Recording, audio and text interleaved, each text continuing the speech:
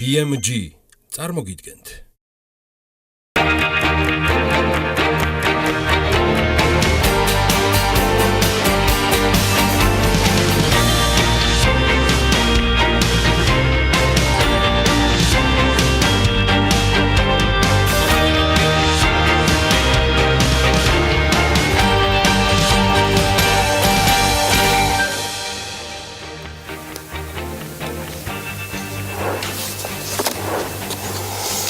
დილა მშვიდობის დღეს 18 იანვარია 2018 წელი და სიმართლე გითხრათ მაშინ როდესაც საქართველოს საპროცესო კოდექსით შრომის დავის განხილვისთვის შემჭიდროვებული ერთვიანი ვადაა დადგენილი ამჟამად ბიზნეს მედია საქართველოს ხოლო იმ დროისთვის ტელეკომპანია მაესტროს 27 თანამშრომლის სარჩელის განხილვა შეპესეს სტუდია მაესტროს წინააღმდეგ სარჩელის შეტანიდან წელიწადნახევრის შემდეგ ჯერ კიდევ არ მომხდარა.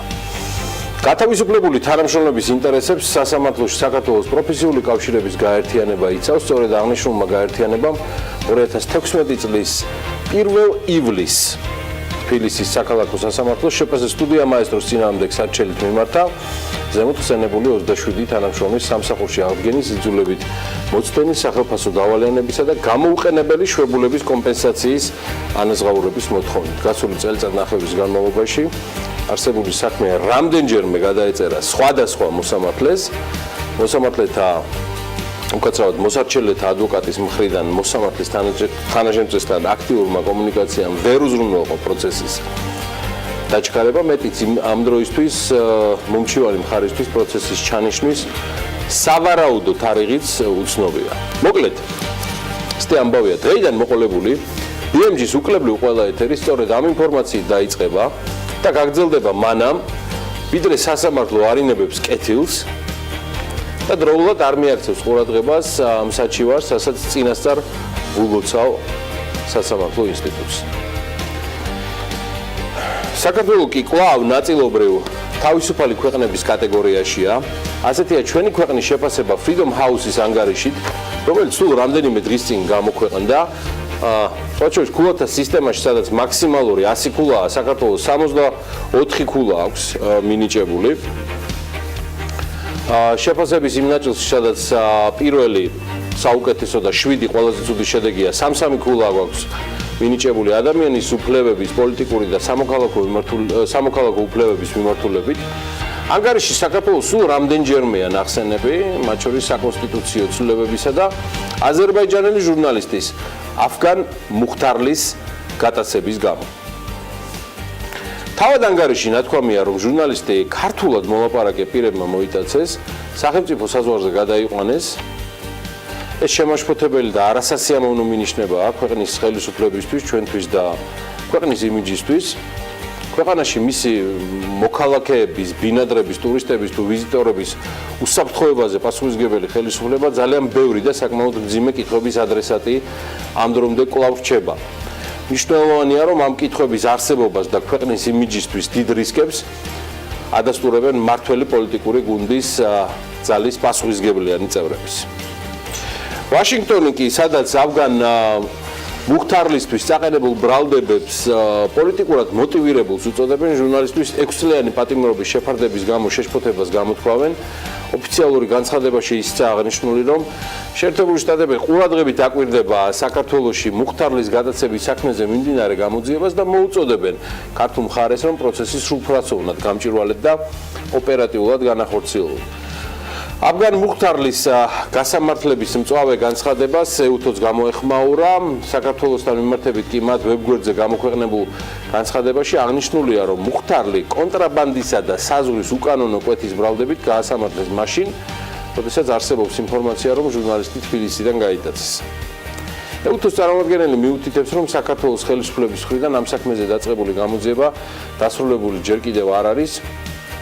ოფიციალური ბაქო ყველა სოლიდური ინსტიტუტს აზერბაიჯანთან მიმართებაში განცხადების გავრცელებისას უფრო დაბალანსებული, ობიექტური, არატენდენციური სტანდარტის გამოყენებას თხოვს. ისე ცნობისთვის ესეც სხვათა შორის Freedom House-ის ანგარიშით აზერბაიჯანი, რუსეთი და თურქეთი არ არის თავისუფალი ქვეყნები. ამ ნაწილში მათ ნამდვილად ვუსწრებთ იდეაში დადებითი კონტექსტით. ცხადია თუ ეს ვინმეს გაგახარებთ, რომ აი ასეთ ქვეყნებს ვუსწრებთ Freedom House-ის ანგარიშს. ხოჩის მინდა გაგიზიაროთ, რომ მხოლოდ ის ნაწილი ინფორმაციებისა, რომელიც შესაძლოა იყოს მიზეზი იმისა, რომ ქვეყანა საკუთარ იმიჯს აყენებს საფრთხის ქვეშ იმ სტრატეგიული ეკონომიკური შესუსტებული, თუმცა ასევე მაინც ჭიდრო პოლიტიკური კავშირების გამო აზერბაიჯანის რესპუბლიკასთან.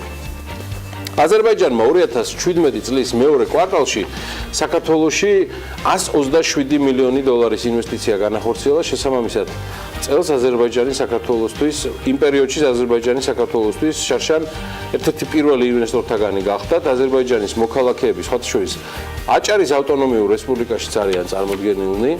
ისინი რეგიონში ეწევიან ბიზნესს და საცხოვრებელ სახლებსაც ყიდულობენ. აი მაგალითად მწვანე კონცხზე საცხოვრებელ კომპლექსს იშენებს აზერბაიჯანის პრეზიდენტის ილჰამ ალიევის მამიდის ოჯახი. მწვანე კონცხზე 9019 კვადრატულ მიწის ნაკვეთზე საჯარო რეესტრის მონაცემებით კომპანია მაკროს სახელზე 2016 წელს დარეგისტრირდა და სამსართულიანი ვილა შენდება. ოფიციალური მონაცემებით მისი საერთო ფართობი 900 კვადრატული მეტრი იქნება, მის გვერდით იქნება ორსართულიანი დამხმარე ნაგებობაც. ამავე საჯარო რეესტრის მონაცემებით, რომლის შესახებაც ბათუმელები წერენ, ჟურნალი, გაზეთი, ნეტი, რაც გნება, კომპანია მაკრო 2012 წელს დაფუძნდა მოქალაქე უჩარ ემინის მიერ და ის ასევე ფლობს ამ კომპანიის წილების 100%-ს. ბათუმელებს მიმდინარე მშენებლობასთან დაკავშირებით დამატებითი ინფორმაციის მისაღებად კომპანიის წარმომადგენლებისგან ოფიციალური კომენტარის მიღება ცხადია გაუჭირდა, თუმცა როგორც სტატიის ავტორი წერს, ადგილზე მათ ერთი გაჩის გამო ინვესტორების განწყობების გაფუჭებისგან თავის შეკავება ურჩიეს. თუმცა დასტური იმაზე, რომ მშენებარე კომპლექსი ზრა თალიბოვს ეკუთვნის, მიღებულია. თალიბოვი კი სწორედ ალიევის მამიდის ოჯახს წარმოადგენს და არც თანამდებობები აკლია სამშობლოში. აზერბაიჯანული მედია წერს, რომ ის 2015 წლიდან სახელმწიფო საემიგრაციო სამსახურის ხელმძღვანელია. კომპანია მაკროს კავშირებზე აზერბაიჯანულ მხარესთან საქართველოს საჯარო სივრცეში ერთი ოფიციალური დოკუმენტი იძებნება. თავად მაკრო, როგორც ინვესტორი, საქართველოში 2013 წლიდან არის წარმოდგენილი. კომპანიის პირველი პროექტი ავეჯის ქარხანა Gloria Furniture 10000 კვადრატულ მეტრზეა გაშენებული. მას მოყვა მერკური თბილისი Old Town-ი, რომელიც ფრანგული ბრენდის Accor Group-ის წევრია. საომავლო გეგმებში კი აღნიშნულია, რომ Macro Construction-ი პარტნიორ Accor Group-თან ერთად თბილისში სასტუმრო Ibis Styles-ის მშენებლობასაც გეგმავს. მის პროექტებს შორისაა 45 მილიონიანი მწვანე ბუდაპეშტი. მთათაგერ ჩვენ მეზობლად არის ეს კომპლექსი და სოციალურად ძალიან სიმპათიურად გამოიყურება და ლამაზად და კარგად ჩაждდა ადგილობრივ რეგიონში, ადგილობრივ რაიონში. ზრა თაბილოვის კუთვნილებაშია სასტუმრო დივანი ძველ ბათუმშიც. ეს სასტუმრო სხვათა შორის იმ ტერიტორიაზე აშენდა, სადაც ლონდონი იყო განთავსებული, რომელიც კულტურული მემკვიდრეობის ძეგლი გახდა. ბათუმში შერიფ ჰიმშიაშვილის ქუჩაზე სასტუმრო მარინასა და აკვაპარკს შორის 1 ჰექტრამდე მიწის ნაკვეთი აზერბაიჯანის მოქალაქე ზარიფა ჰამზაევას 2011 წლის ივნისში აჭარის მაშინდელმა მთავრობამ გადასცა 2011 წელს.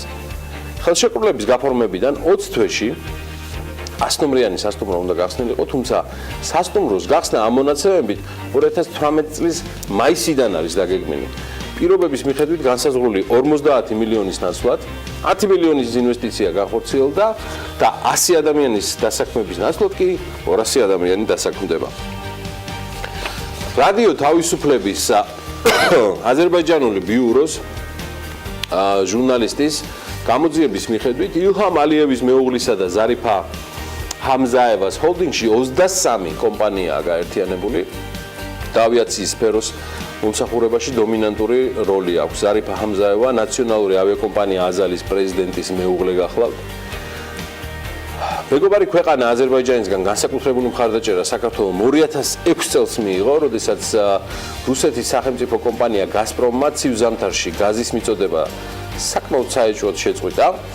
სწორედ ამ პერიოდიდან საქართველოში რუსული გაზის ჩანაცვლება დაიწყო აზერბაიჯანული სოკარით. სოკარი დღემდე რჩება ერთ-ერთ ყველაზე მსხვილ აზერბაიჯანულ ინვესტიციად საქართველოში 2015-16 წლებში ოფიციალური მონაცემებით აზერბაიჯანი საქართველოში განხორციელებული პირდაპირ ინვესტიციების მოცულობით პირველობას ინარჩუნებდა. 2016 წელს აზერბაიჯანული ინვესტიციის მოცულობა 558 მილიონი დოლარი იყო, 2015-ში კი 559 მილიონზე მეტი. ინვესტიციები სოკარს არც 2018-ში ექნება მომჭირნედ.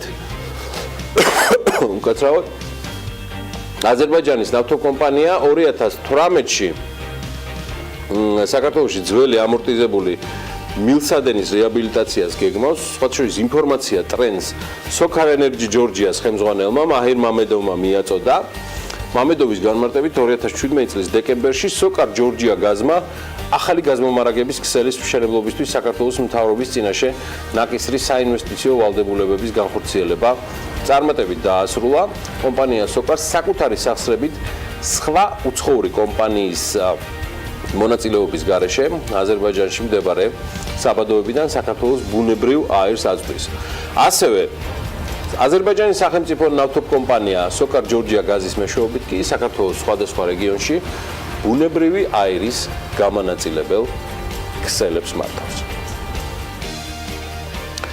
2017 წელს კი საქართველოს ექსპორტმა 2 მილიარდ 700 მილიონი დოლარი შეადგინა, რაც 2016 წელთან შედარებით 29%-ით მეტია. ამ ზრდის მიუხედავად ექსპორტი 2013-14 წლების მაჩვენებელზე მცირეა. 2013-2014 წლის მაჩვენებელზე მცირეა, მაქსიმალური 2013 წელს იყო და ის 2 მილიარდ 900 მილიონი დოლარი შეადგენდა. 2015-16 წლებში ექსპორტის მკვეთრი შემცირება საქართველოს ძირითად სავაჭრო პარტნიორ ქვეყნებში არსებულ ფინანსურ კრიზისს უკავშირდებოდა. რაც შეეხება იმპორტს, მან 2017 წელს 7 მილიარდ 900 მილიონი დოლარი შეადგინა, რაც 2016 წელთან შედარებით 9%-ით მეტია. მოკლედ, უფრო დეტალურად თუ რომელი საქონლის ექსპორტის ზრდამ გამოიწვია მთლიანი ექსპორტის ზრდა და ზოგადად საბოლოო სტატისტიკა მაჩვენებლები რიცხვების და ციფრების თანდართვით 22 იანვარს, მაშინ როცა გამოქვეყნდება მორიგი რაპორტი ექსპორტ-იმპორტთან დაკავშირებით. საქართველოში კი 29222 დოზა მოხმარებიდან ამოსაღები ვაქცინა გაიხარჯა ამის საფუძველზე. სახელმწიფო აუდიტის სამსახური იმუნიზაციის პროგრამის შემოწმებას გეგმავს. ინფორმაცია სამსახურის ვებგვერდზე გახლავთ და გავრცელებული. შეძენილია პრეპარატი, რომელმაც კანონმდებლობით დადგენილი წესით რეგისტრაცია ვერ გაიარა და შესაბამისად საქართველოს ბაზარზე დაშვების უფლება არ ჰქონდა. მიუხედავად ამისა, ბაზარზე დაშვების უფლება მოპოვებულია კომისიის გადაწყვეტილებით, რომლის თანახმად კომისიის მიერ ხარისხის დადასტურება არ ვერაკმაყოფილებს მინიმალურ სტანდარტებს. ეს არის ნათქვამი მარტივად აუდიტის სამსახურის 2018 წლის სამუშაო გეგმის გრაფიკში. BMG-ს გუნდმა სხვა შემაშფოთებელი შინაარსის ჩანაწერი აუდიტის სამსახურის 2018 წლის სამუშაო გეგმის გრაფიკში აღმოაჩინა. თემაზე გუშინ საკმარისზე მეტი ითქვა, სხვა შორის საღამოს ეთერში ბატონი ამირან გამყრელიძის პირდაპირ ეთერით შედგა, საიდანაც გთავაზობთ ამონარიც. ვაქცინა, რომელზედაც არის საუბარი, ეხება ცოფს. ცოფი გახლავთ სასიკვდილო დაავადება. ამიტომ ქვეყანაში ყოველთვის უნდა არსებობდეს ცოფის საწინააღმდეგო ვაქცინა. ერთ-ერთი ყველაზე დიდი მიღწევა ჩვენი ჯანდაცვისა ბოლო 5 წლის განმავლობაში გახლავთ, რომ არც ერთხელ ვაქცინების წყვეტა ქვეყანაში არ დაფიქსირებულა. მათ შორის ცოფის ვაქცინის. იმიტომ არის, რომ მივახციეთ იმას, როდესაც ყოველწლიურად ქვეყანაში 3, 4, 5 და ზოგჯერ მეტი ადამიანი იღუპებოდა ცოფით, ბოლო 3 წელიწადია 15, 16, 17 არც ერთი ცოფის შემთხვევა ადამიანში ჩვენ არ გქონია. ეს სწორედ მიიღწა იმით, რომ ქვეყანაში ყოველთვის იყო ცოფის ვაქცინა და ყოველთვის ადამიანები დროულად იცრებოდნენ ამ ვაქცინაციით. რატომღაც დღეს ხდება ამ პროცესის დისკრედიტაცია. ის რაც წაიკითხეთ, კიდევ ერთხელ ხაზს უსვავ, არ შეესაბამება რეალობას. ეს ვაქცინა შემოტანილი იყო ქვეყანაში ყველა იმ წესის დაცვით, რაც დღეს ჩვენს საკანონმდებლო სივრცეში არსებობს. ბატონი ამირან გამყრელიძე იმასაც ამბობს, რომ 2016 წლის იანვარში, როდესაც ჯანმრთელობის სოფლიო ორგანიზაციამ გამოიკითხა ამ პრეპარატის და ეგრეთ წოდებული პრეკვალიფიკაცია მოახდინა, ეს არ ნიშნავდა იმას, რომ ვაქცინის ამოღება დაუყოვნებლივ უნდა მომხდარიყო. ქვეყანა ვერ დარჩებოდა ვაქცინის გარეშე სანამ ახალი მისი ჩანაცვლება არ მოხდებოდა. ჩვენ მეორე დღესვე როგორც კი ეს გამოქვეყნდა ვაქცინის პრეკვალიფიკაციის მოხსნასთან დაკავშირებით საკითხი ჩვენ მეორე დღესვე დავიწყეთ ზრუნვა მის ჩანაცვლებაზე და დაახლოებით თვის და 20 დღის განმავლობაში მოხდა ჩანაცვლება. ამიტომ ამ ერთი თვის განმავლობაში გამოიყენებოდა იგივე ვაქცინა და არც მაშინ არ დაფიქსირებულა არც ერთი ჩვენ ქვეყანას ვაქცინის გარეშე ვერ დავტოვებდით. გამახსენდა და ვიდრე ბატონი ამირანის ნარატივს დაუბრუნდები, ღიმილის მონგრელი იყო სოციალში ქართული ოცნების და მათ მიმდევართა ვიშვიში მედიის პასუხისგებლობაზე ინფორმაციის გავრცელებასთან დაკავშირებით, როცა ელემენტარული უნარების დეფიციტია იმისთვის, რომ ეს ინფორმაცია არ გაჟღერდებოდა, რომ ყოფილიყო ჯეროვანი კომუნიკაცია ორ უწყებას შორის დაავადებათა კონტროლის ცენტრი და აუდიტის სამსახური, რაც დააკორექტირებდა სახელმწიფო აუდიტის სამსახურის გეგმის ამ ნაწილს. და საზოგადოების ცნობური ნაწილი ვერ ჩაეფლობოდა თვითკრებობაში საკუთარი IQ-ს დემონსტრირებისა, რომელიც სამწუხარო რეალობაა, რომ უმრავლეს შემთხვევაში არსდება კომპიუტერის კლავიატურის ენერგიული გამოყენების დონეზე.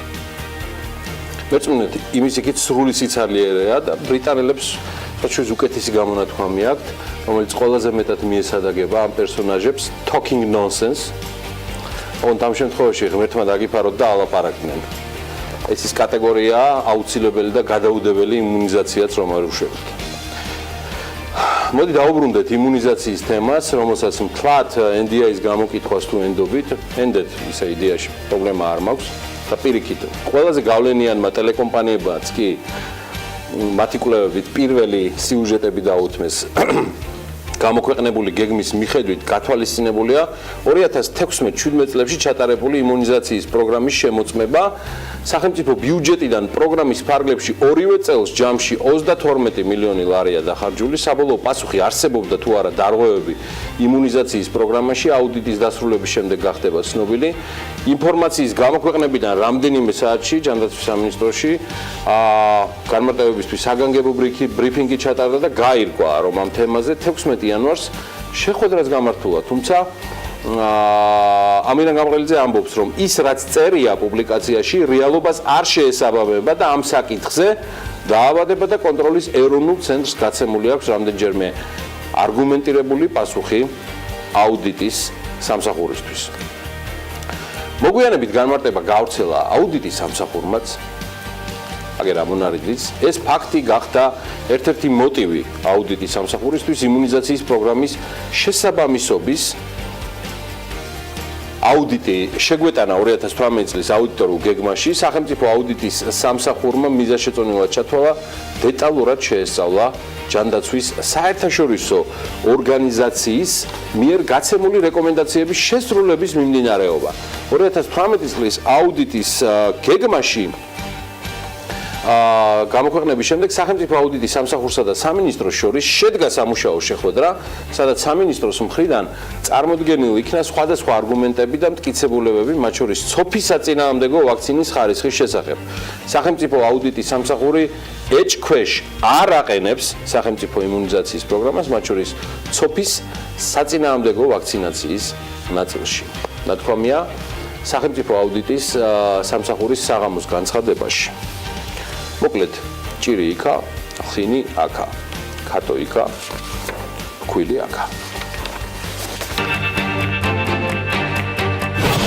18 იანვარს დილა საქმიანად BMG-ს გუნდის წევრებთან ერთად იწყებენ. მაგდა მაღრაძე 1000 წლეულის გამოწვევის ფონდის საქართველოს აღმასრულებელი დირექტორი. ელენე მახარაშვილი პროფესიული განათლების და სწავლების პროექტის მენეჯერი საქართველოში. ნიკ კრონეკე პროექტის გრძელვადიანი ექსპერტი. ფატუნა ჩხატარაშვილი გუდვილის სასწავლო ცენტრის ხელმძღვანელი. ჯიუპის ინვესტიციების მართვის დეპარტამენტის ხელმძღვანელი გურამ ახვლოდიანი და გარემოს დაცვის და ბუნებრივი რესურსების დეპარტამენტის ხელმძღვანელი ნინო სულხანიშვილი. საზა აბაშიძესთან ერთად ფაქტჩეკის მთავარ რედაქტორს მასპინძლობთ ფაქტმეტრის რუბრიკაში. ვიკა ქარდავად პროფეტი ჯორჯიაჯის დამფუძნებელის და მმართველის სტუმარი ირაკლი კილაურიძე, კოლიერს ინტერნეშნალ ჯორჯიას გენერალური დირექტორი იქნება. რა უნდა იყოს საქმიანი და რა თქმა უნდა TV პირველზე.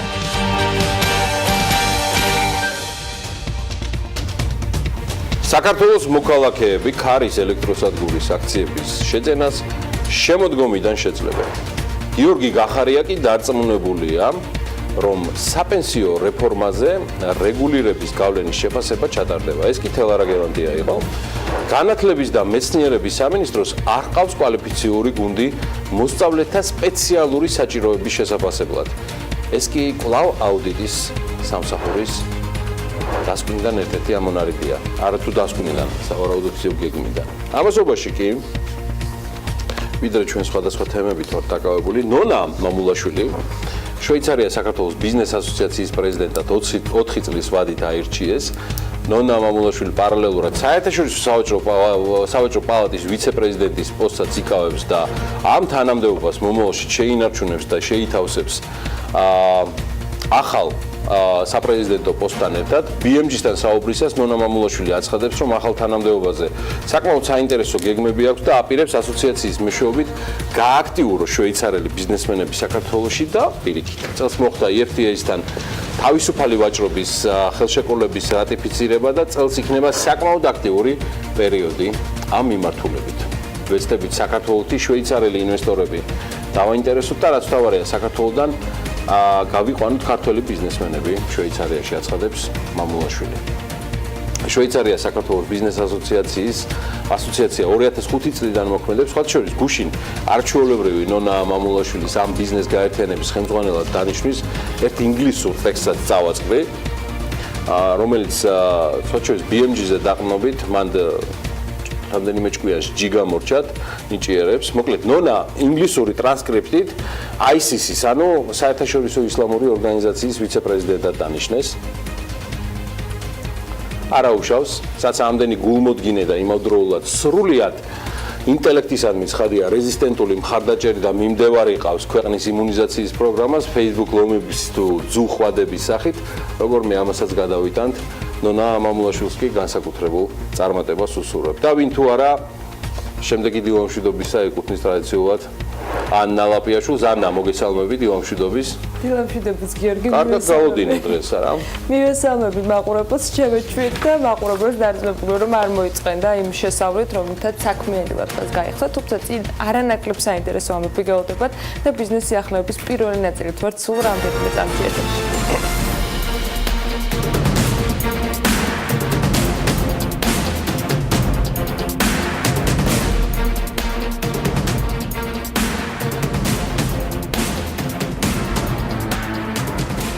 საქართველოს მოქალაქეები ქარის ელექტროსადგურის აქციების შეძენა შემოდგომიდან შეძლებენ სწორედ ამ პერიოდში გეგმავს ხელისუფლება ელექტროსადგურის აქციების საფონდო ბირჟაზე განთავსებას.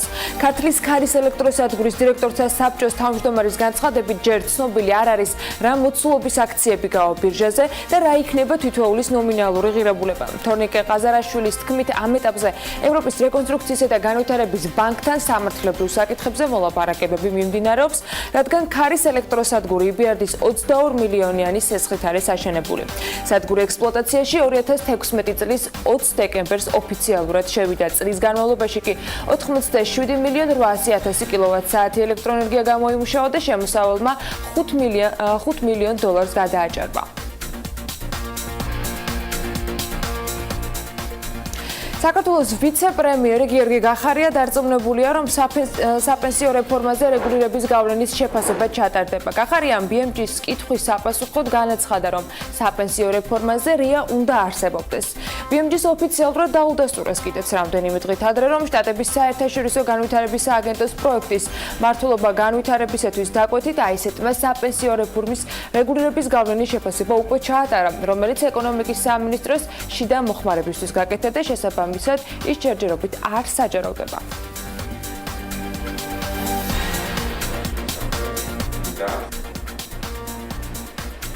მე ვფიქრობ, რომ საპენსიო რეფორმა არის აუცილებელი რეფორმა ჩვენი ქვეყნისთვის. არის ერთმნიშვნელოვნად აუცილებელი გრძელვადიანი მდგრადი ეკონომიკური განვითარებისთვის. რია როგორც ასეთი, რა თქმა უნდა არსებობდეს და დარწმუნებული ვარ, რომ ასეთი რია იქნება, კვლევა იქნება. შეიძლება ეს იყოს ჩატარებული უწყების დონეზე, ეკონომიკის სამინისტროს დონეზე, შეიძლება იყოს უწყებათა შორის კვლევის დონეზე ჩატარებული, თუმცა ასეთი კვლევები ყოველთვის ტარდებოდა. მე ვფიქრობ, რომ იქნება გარკვეული, ასე ვთქვათ, შემაჯამებელი, კონსოლიდირებული რაღაც კვლევა გასაკეთებელი და დარწმუნებული ვარ, რომ ჩვენი კოლეგები ამას გააკეთებენ. ღრმაწლოვანი პორტის განაკლის და ეკონომიკური ზონის პროექტის წარმომადგენლება ყაზახეთში ანაკრია სიტი ხორგოსის ეკონომიკურ ზონასთან ურთიერთთანამშრომლობის მემორანდუმი გააფორმა, რომლის შემადგენლობაშიც მსოფლიოში უდიდესი მშრალი პორტი შედის. რამდენიმე 1000 ჰექტარზე გაშენებული ხორგოსის ეკონომიკური ზონა ჩინეთის და ყაზახეთის საზღვართან მდებარეობს. ანაკლის განვითარების კონსორციუმის ინფორმაციით ის მოიაზრება როგორც მნიშვნელოვანი კვანძი აბრეშუმის გზაზე და სტრატეგიული წერტილი ჩინეთისა და ევროპის ბაზრების დასაკავშირებლად. ხორგოსი მეორე მსხვილი ეკონომიკური ზონაა, რომელთანაც ანაკლიას ითი თანამშრომლობა დაიწყო სამხრეთ კორეის ინჩეონთან პარტნიორობის შემდეგ.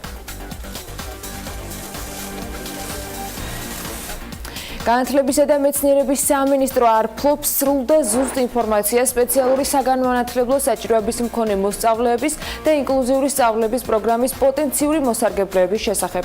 არ ყავს კვალიფიციური გუნდი მოსწავლეთა სპეციალური საჭიროებების შესაფასებლად და არ აქვს მიღწეული შედეგების შეფასების ეფექტური მექანიზმი. ეს არასრული ჩამონათვალია იმ ხარვეზების, რაც სახელმწიფო აუდიტის სამსახურმა სკოლებში ინკლუზიური სწავლების სისტემის შესწავლის შემდეგ გამოავლინა. სწავლების პროცესის სათანადო ხარისხით წარმართვა მოსწავლეთა გადამზადების პროცესში არსებული პრობლემებიც აფერხებს. აუდიტის ინფორმაციით ხარვეზებია დაფინანსების განაწილებაშიც.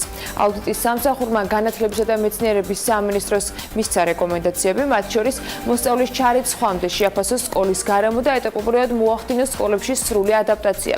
ასევე მოხდეს სპეცპედაგოგების სრული კონტინგენტის გადამზადება და მათთვის მასწავლებლის სტატუსის მინიჭება. აუდიტის რჩევაა, რომ სამინისტრომ წინასწარ მოიპოვოს ინფორმაცია პოტენციური ბენეფიციარების შესახებ და მათზე მორგებული საჭიროების მიხედვით ფინანსები გადაანაწილოს.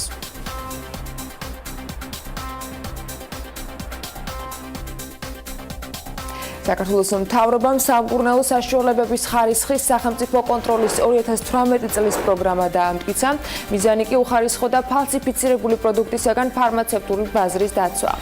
პროგრამის მიხედვით მაკონტროლებელი ორგანო შერჩევითი მეთოდით რეალიზატორისაგან სამკურნალო საშუალებების ნიმუშს შეისყიდის და შეფუთვა მარკირების ვარგისიანობის შესაბამისობას შეისწავლის. მაღალი რისკის არსებობის შემთხვევაში კი ნიმუშის ლაბორატორიული კვლევა ჩატარდება. პროგრამის განსახორციელებლად ბიუჯეტიდან 100,000-მდე ლარია გამოყოფილი. თანხა კი ასეთი ფორმით ნაწილდება. სამკურნალო საშუალებების ნიმუშების შესყიდვა 7,000 ლარი, მივლინების ხარჯი 10,000 ლარი, სამკურნალო საშუალების ხარისხის ლაბორატორიული კვლევა 83,000 ლარი. პროგრამას ჯანდაცვის სამინისტროს სამედიცინო საქმიანობის სახელმწიფო რეგულირების სააგენტო განახორციელებს. Hub Georgia საქართველოს საავიაციო ხელისუფლებას საბიუჯეტო სახსრების არამიზნობრივ გამოყენებაში სდებს ბრალს. არასამთავრობო ორგანიზაციაში ამბობენ, რომ საქართველოს აეროპორტების გაერთიანებამ ორჯერ დაარღვია საერთაშორისო კონვენცია, რომელიც ეროვნული ინტერესებიდან გამომდინარე ქვეყნებს უფლებას ანიჭებს შიდა ფრენის განხორციელებაზე ლიცენზია უცხოურ ავიაკომპანიებზე არ გასცენ. არასამთავრობო ორგანიზაციის ინფორმაციით ასეთი ფაქტი ორჯერ დაფიქსირდა. პირველად 2016 წელს, როდესაც აეროპორტების გაერთიანება მიერ ორთვიან ვადაში გამოცხადებული ტენდერის გამო მასში მონაწილეობის მიღება ვერ მოასწრეს ადგილობრივმა ავიაკომპანიებმა ტენდერი ჩავარდა. ამის შემდეგ კი ერთ პირთან მოლაპარაკების საფუძველზე ხელშეკრულება ყაზახურ ავიაკომპანიასთან Skybus-თან გაფორმდა. ეს კი უსაფრთხოების კონტროლის საერთაშორისო ორგანიზაციის შავ სიაში მოხვედრილი კომპანია იყო და ფრენები ევროპის მიმართულებით აკრძალული ჰქონდა. მალევე ამ ავიაკომპანიას სწორედ უსაფრთხოების სტანდარტის დარღვევის გამო ფრენის უფლება შეუნარჩუნდა და ხელშეკრულებაც შეუწყდა. ერთი წლის თავზე, ანუ 2017-ში Hub Georgia-ს ხელმძღვანელის ინფორმაციით ისტორია ისევ განმეორდა, როცა შიდა ფრენებზე 10 მილიონიანი სუბსიდირების პროგრამის ასათვისებლად ტენდერი იყო გამოცხადებული.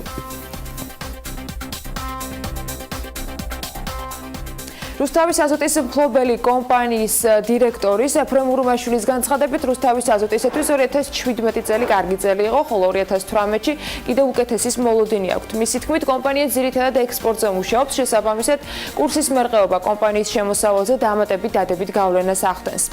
მისივე თქმით, 2017-ში ქარხანა მხოლოდ 3 დღე იყო გაჩერებული ფილტრების რემონტის მიზნით.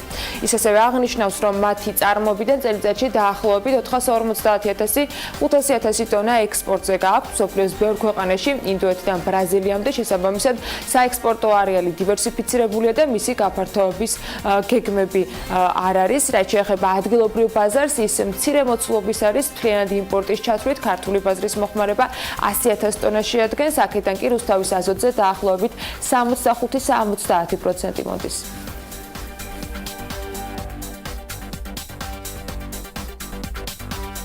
პროგრამა აწარმოეს საქართველოში ფარგლებში, ევროდიზაინი თბილისში, თვალჭრელიძის ქუჩაზე სამშენებლო მასალების მწარმოებელ საწარმოს ააშენებს.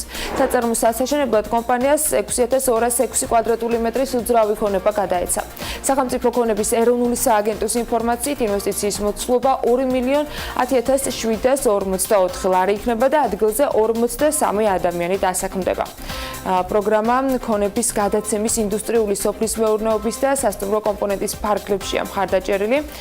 ინვესტიციის ჯამური მოცულობა კი 788 მილიონ ლარს აღემატება, ხოლო დასაქმებულთა რაოდენობა ამ პროგრამის მიხედვით 13,043-ზე მეტ ადამიანს შეადგენს.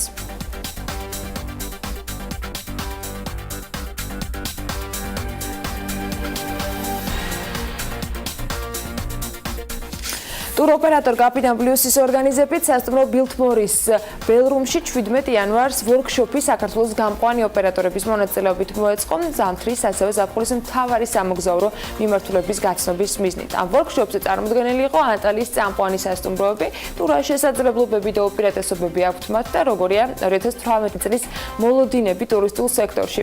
ესო კაციტადის სიუჟეტი ვნახოთ.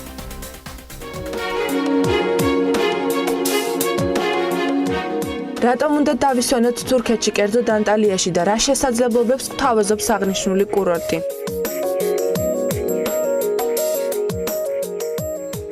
ეს ის მთავარი თემებია, რომლებზეც ტურისტული კომპანიის კაპიტან პლუსის წარმომადგენლებმა ვორქშოპზე ისაუბრეს და დამსწრე საზოგადოებას 2018 წლის გეგმები გააცნეს.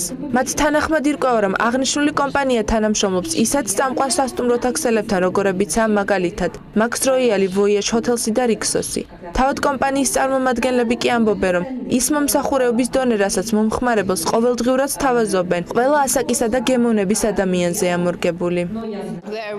სასტუმრო პლატინუმი ალანიადან 25 კილომეტრის მოშორებითაა, ის ნებისმიერი ასაკის მომხმარებლისთვისაა განკუთვნილი. გვაქვს all-inclusive პლატინუმ სისტემა, ბარები და საბავშვო მომსახურეობის პროგრამა, რომელიც 24 საათიანი რეჟიმით მუშაობს. პლატინუმის უპირატესობა მდგომარეობს იმაში, რომ ის ზღვის სანაპიროდან 300 მეტრშია. სასტუმრო აქტიურად თანამშრომლობს კაპიტან პლუსთან და ჩვენ 2018 წლისთვის საკმაოდ პოზიტიური მოლოდინები გვაქვს. ღონისძიებას ესწრებოდა გამყვან ტურიზმზე მომუშავე დაახლოებით 200-მდე ქართული კომპანია, რომელთა წარმომადგენლები აცხადებენ, რომ მსგავსი ტიპის შეხვედრები და პრეზენტაციები ხელს უწყობს არა მხოლოდ საზღვარგარეთ დასვენების ხარისხის გაუმჯობესებას, არამედ ჩვენს ქვეყანაში ტურისტების მოზიდვასაც განაპირობებს. გარდა ამისა, უნდა აღინიშნოს ის ფაქტიც, რომ მართალია ტურისტული სექტორისთვის 2017 წელი საკმაოდ მომგებიანი იყო, თუმცა მიმდინარე გაცილებით უკეთეს ვარაუდობენ და ტურისტების 8-დან 10%-მდე ზრდას ელოდებიან. ამისთვის ყოველდღიური მუშაობა, განვითარება, ხარისხის გაუმჯობესება და კვალიფიკაციის ამაღლება ხდება. წარმოადგენელია Rixos-ის, კალისტას ბრენდის, Max Royal, Voyage, Ruby Platinum-ის ბრენდის სასტუმროები, რომელიც წამყვან პოზიციებს იკავებენ ანტალიის რეგიონში.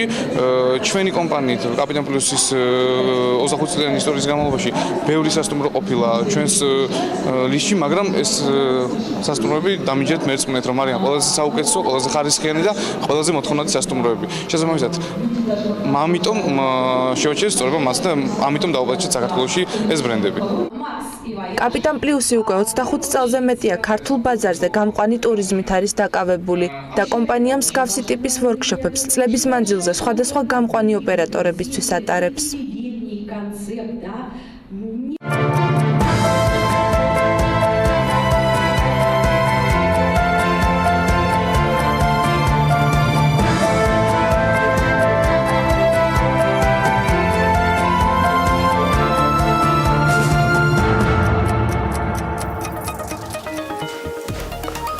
სავალუტო მიმოხილვით გავაგრძელოთ საქმიანი დილა, გუშინდელი ვაჭრობის შედეგად დოლარი კვლავ გამყარდა და იგი 2.54-ია ლართან მიმართებაში.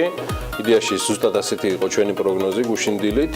სხვათა შორის დღევანდელ ასე ვთქვათ, სავალუტო გადამცვლელ პუნქტებში თუ დავაკვირდებით, ლარი დოლართან მიმართებაში სწორედ 2.53-2.54-ის ფარგლებში პოზიციონირებს. შესაბამისად, გუშინდელი ვაჭრობის შედეგად 12 მეასედი შეადგინა ცვლილებამ, გამყარდა ევრო, იგი 3 ლარი და 11 თეთრია, მაშინ როცა მოქმედი კურსი 3 და 10 თეთრი გახლდა, შესაბამისად ევროს ცვლილება 96 მეასედი შეადგინა, გამყარებულია თურქული ლირა, იგი 66 თეთრი ღირს, ასევე ვისაც ღმერთმა მოგცეთ ამის შესაძლებლობა გჭირდებათ და საჭიროებაც. ფუნტი, ფუნტ სტერლინგი 3 ლარი და 51 თეთრი მოიმარაგეთ. კიდევ ერთი ინფორმაცია ეროვნული ბანკიდან, მათზე დაყრდნობით, ანუ მათ სტატისტიკაზე დაყრდნობით 2017 წლის ნოემბრის ბოლოს საქართველოში 76 უკაცრავად მიკროსაფინანსო ორგანიზაცია და 1120 ვალუტის გადამცვლელი პუნქტი იყო 2016 წლის შემდეგ მიკროსაფინანსოების რიცხვი 5 ერთეულით, ხოლო ვალუტის გადამცვლელი პუნქტების რაოდენობა 80 ერთეულით შემცირდა. მიკროსაფინანსო ორგანიზაციების რიცხვი განსაკუთრებით სწრაფად იზრდებოდა 2007-11 წლებში, 2011 წლის შემდეგ კი მხოლოდ 14 ერთეულით გაიზარდა, აი ვალუტის გადამცვლელი პუნქტების რაოდენობა კი 2005 წელთან შედარებით გაორმაგებულია, თუმცა მაქსიმუმს 1624-ს 2010 წელს აღწევდა. 2010-12 წლამდე კლების ტენდენცია იყო, აი 13 წლიდან 16 წლამდე კი გადამცვლელი პუნქტების რაოდენობა მუდმივად მატულობდა. იმ, ასე ვთქვათ, რეგულაციების ფონზე, საკმაოდ გამკაცრებული ზედამხედველობის ფონზე, რაზეც ახალი კანონმდებლობით არის საუბარი და დეტალურად ვისაუბრეთ პარლამენტის საფინანსო საბიუჯეტო კომიტეტის თავმჯდომარესთანაც. საკმაოდ ბევრი ინფორმაცია გაავრცელა ამასთან დაკავშირებით ეროვნულმა ბანკმა და აღსანიშნავია მათი საზოგადოებასთან ურთიერთობის კომუნიკაციის საკმაოდ მაღალი ხარისხიც. მე ვეჭვობ, რომ კიდე გადაიხედება დამატებით ეს სტატისტიკა, ვგულისხმობ სავალუტო გადამცვლელ პუნქტებს და მიკროსაფინანსო ორგანიზაციებსაც. ამასობაში მოდი ვნახოთ, რაც გაცილებით ვიტყოდი იოლად განჭვრეტადია, ეს არის ამინდის პროგნოზი და სწორედ გარემოს ეროვნული სააგენტოს ინფორმაციაზე დაყრდნობით გაგვაცნობს უახლეს პროგნოზს ანნა ლაპიაშვილი. ამინდის პროგნოზის სპონსორია SEU დეველოპმენტი. გარემოს ეროვნული სააგენტოს ინფორმაციით ამინდი საქართველოში ამიერკავკასიის ჩრდილო-აღმოსავლეთიდან მოქმედი ცივი ჰაერის მასების და შავი ზღვის სამხრეთ-დასავლეთიდან გავრცელებული თბილი ჰაერის მასების ურთიერთქმედებით იქნება განპირობებული.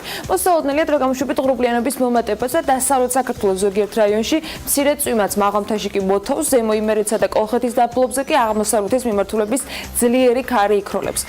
აღმოსავლეთ საქართველოს ზოგიერთ რაიონში იქნება ნალექი და თან უმეტესად თოვლის სახით, მოსალოდნელია ნისლიც.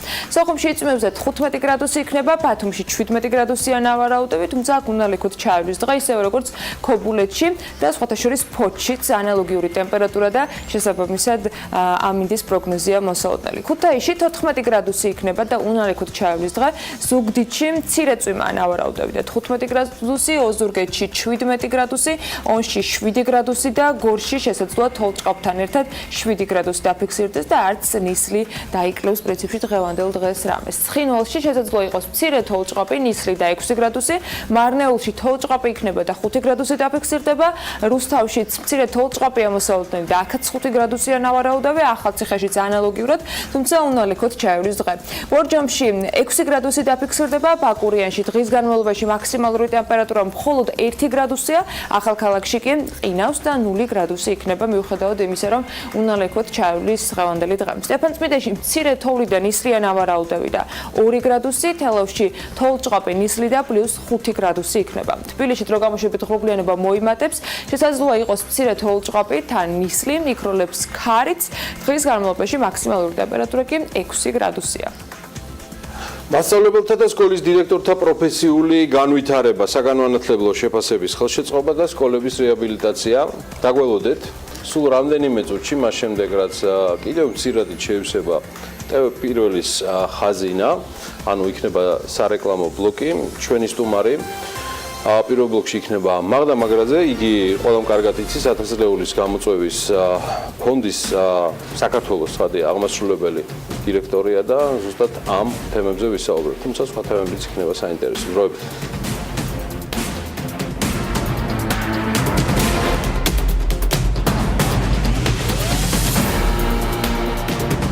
2014 წელს დაწყებული პროექტი 1000 ლეულის გამოწვევის კომპაქტი, რომელსაც შტატების მთავრობა მხარს 140 მილიონი ამერიკული დოლარის გრანტით უჭერს, წელსაც გრძელდება. 2019 წლამდე ფონდის ზოგადი განათლების მიმართულება 3 აქტივობისაგან შედგება. უკვე განხორციელებულ სამუშაოზე, მის სარგებელზე და გასული წლის თვლად შედეგებზე ერთგვარ ანგარიშს გაგვაცნობს ვაყურებელს დღეს ჩვენი სტუმარი მაგდა მაღრაძეს 1000 ლეულის გამოწვევის ფონდის საქართველოს აღმასრულებელ დირექტორს მას მეძლებთ საქმიანი დილაში. მოგესალმებით მაგდა, მადლობა სტუმრობისათვის. მიხვდათ ისე რომ პროგრამა რამდენიმე წელია უკვე ხორციელდება და ძალიან მოცულობითია, იმიტომ რომ 2017-ით დავიწყო, იმიტომ რომ ჩამონათვალი იყო საკმაოდ ვრცელი იმ შედეგებისა, რაც მე ვნახე, რაც 2017 წელს განხორციელდა და ის 3 ეტაპი, რომელსაც ეს პროექტი მოიცავს. მოდი დავიწყოთ ჯერ 2017-ით და შემდეგ ეტაპები რა დონეზე ვართ დღეს ეს შევახსოვთ. დილა მშვიდობის, მოგესალმებით. 2017 წელი ძალიან შედეგიანი წელი გახდათ, რადგანაც ყველა პროექტი ძალაშია შესული. თქვენ აღნიშნეთ, რომ 2014 წელს დავიწყეთ პროექტების განხორციელება. როგორც ყველა კარგად დაგეგმილ პროექტს, დიდი დროა საჭირო იმისთვის, რომ ჩატარდეს კვლევები, წინაპირობები, ვიცოდეთ, რაც შეიძლება კარგად და დეტალურად, ამიტომ 2014 წელი რეალურად კვლევებს დაუთმეთ და პროექტების დიზაინს, ხოლო უკვე 2015 და 2016 წლიდან დავიწყეთ პროექტების განხორციელება. 2017 წელს ჩვენ დავასრულეთ სრული რეაბილიტაცია 17 ახალი სკოლის საქართველოს მასშტაბით თბილისის გარეთ ვაკეთებთ რეაბილიტაცია სკოლებისას. ჩვენი პრიორიტეტი ძირითადად რეგიონებია და ის ადგილები, სადაც განსაკუთრებულად ბევრია სოციალურად დაუცველი მოსახლეობა და ბენეფიციართა, ანუ მოსწავლეთა რაოდენობა. 2017 წელს ასევე აღჭურვეთ 30-მდე საჯარო სკოლა, ანუ სკოლები, რომლებიც 2016-17 წლებში გავარემონტეთ და სრული რეაბილიტაცია ჩაუტარეთ და ასევე ძალიან მნიშვნელოვანი სკოლა თავისთავად და ინფრასტრუქტურა, რა თქმა უნდა, ძალიან კარგ შედეგს გვაძლევს სწავლების პროცესში, თუმცა კარგი ხარისხის მასწავლებლის გარეშე და სკოლის ადმინისტრატორის გარეშე ეს სკოლები, რა თქმა უნდა, არ იქნება ეფექტიანი. შესაბამისად, ჩვენ შარშან დაახლოებით 20,000-მდე განმანათლებელი და ამაში იგულისხმება საჯარო სკოლის საბუნებისმეტყველო საგნების, მათემატიკის, ინგლისური ენის მასწავლებლები და ასევე ყველა საჯარო სკოლის 2000-მდე საჯარო სკოლის დირექტორს მივეცით საშუალება, რომ გაევლო ძალიან გრძელვადიანი პროფესიული განვითარების ტრენინგები, რადგანაც მნიშვნელოვანი და პრიორიტეტულია ქვეყანაში შემოვიტანოთ 21 საუკუნის ზოგადი განათლების პრინციპები, სკოლის მართვის პრინციპები ასევე და გავაუმჯობესოთ სწავლების ხარისხი ამ მიმართულებებში. ძალიან მცირე რეზუმირებისთვის, ასეც მაგდა საუბრობდა, რაც მაყურებელს მინდა უთხრა 2017 წლის შედეგებთან დაკავშირებით, გახლავთ შემდეგი, რომ მიღმა ყველაფრისა რეგიონში საუბარი არის 30 საჯარო სკოლაზე, რომელთაც ჩაუტარდა სრული რეაბილიტაცია. ის რაც უკვე მაგდა მაღრაძემ აღნიშნა, საუბარი არის საბუნებისმეტყველო 30-მდე საბუნებისმეტყველო მეცნიერების ლაბორატორია. ჯამში საუბარი არის 71,000 კვადრატულ მეტრზე, რომელიც რეაბილიტირდა. მარტივად რომ გითხრათ, პირობები უმჯობესდება თითქმის 10,000-ზე მეტ მოსწავლეს, რომლებიც საშუალო განათლებას იღებენ და ეს არის მხოლოდ 2017 წლის მონაგარი. სკოლები რა პრინციპით ირჩევიან? გასაგები არის, რომ მნიშვნელოვანი არის სოციალურად დაუცველის, თქვათ, კონცენტრაცია რამდენად მაღალი არის, თქვათ, რაოდენობა მოსწავლეების, ანუ რა დონეზე უნდა იყოს შენობა, რა მასშტაბის სამუშაოზე არის საუბარი, მხოლოდ თქვათ სარემონტო სამუშაოები, რომელიც გულისხმობს შენობის მოწესრიგებას თუ კიდევ უფრო ღრმად ხდება ამ ყველაფრის შესწავლა და რა სტანდარტი არის, ანუ ყველა ერთ და იგივე სტანდარტამდე მიდის თუ ის შესაძლებლობები, რაც თქვათ, გვხვდებათ, იქიდან გამომდინარე ასრულებთ შემდეგ ამ პროგრამას. ყველა სკოლის სრული რეაბილიტაცია ხდება, იცვლება აბსოლუტურად ყველა კომუნიკაცია, ასევე ჩვენ ვაკეთებთ სველი წერტილების შემოტანას შენობაში, რადგანაც მოგეხსენებათ რეგიონებში და სოფლებში, სკოლებში სველი წერტილები იყო გარეთ, რაც თავისთავად პრობლემას წარმოადგენს და პრობლემურია, რადგანაც მოსწავლეებს უწევთ ხოლმე ხშირად სახლში წასვლა, როდესაც სველი წერტილის გამოყენება სურთ და ეს არის ძალიან დიდი პრობლემა. გარდა ამისა, სიცივეში მოგეხსენებათ აბსოლუტურად დაუშვებელია მოსწავლეს უწევდეს შენობის გარეთ გასვლა, მთლიანად იცვლება ელექტროობა, რეკონსტრუქცია უკეთდება შენობებს, მთლიანი რეაბილიტაცია კეთდება მთელი შენობების და ასევე დამხმარე ნაგებობების, გამწმენდი ნაგებობები დგება, რადგანაც კანალიზაცია ხშირ შემთხვევაში სოფლებში პრობლემურია და რეალურად ვიღებთ სკოლებს, როგორც თქვათ, აი სოფელ ოყურეში. თქვენი სელექციის შედეგი არის ეს სკოლები თუ მომართვიანობის შემდეგ ხდება უკვე განხილვა კონკრეტული თქვათ შესაძლო ბენეფიციარების. რადგანაც საქართველოში 2085 საჯარო სკოლა გვაქვს და დაახლოებით ამ სკოლების 400 სკოლას ამ სკოლებიდან რეაბილიტაცია სჭირდებოდა 2014 წელს, როდესაც ჩვენ დავიწყეთ მუშაობა. გადაწყვეტილება იქნა მიღებული, რომ შემთხვევითი შერჩევის პრინციპით, რაც შეიძლება ობიექტურად მომხდარიყო სკოლების შერჩევა, ამიტომ სკოლების შერჩევაში ჩვენ არ მიგვიღია მონაწილეობა, დაქირავებული იყო კვლევითი ორგანიზაცია ამერიკული, რომელმაც შექმნა სპეციალური სისტემა და სხვადასხვა ცვლადების მიხედვით გამოყენებული იყო 6-მდე ცვლადი, მოხდა საჯარო სკოლების შემთხვევითი შერჩევის პრინციპით რეგიონების მიხედვით შერჩევა და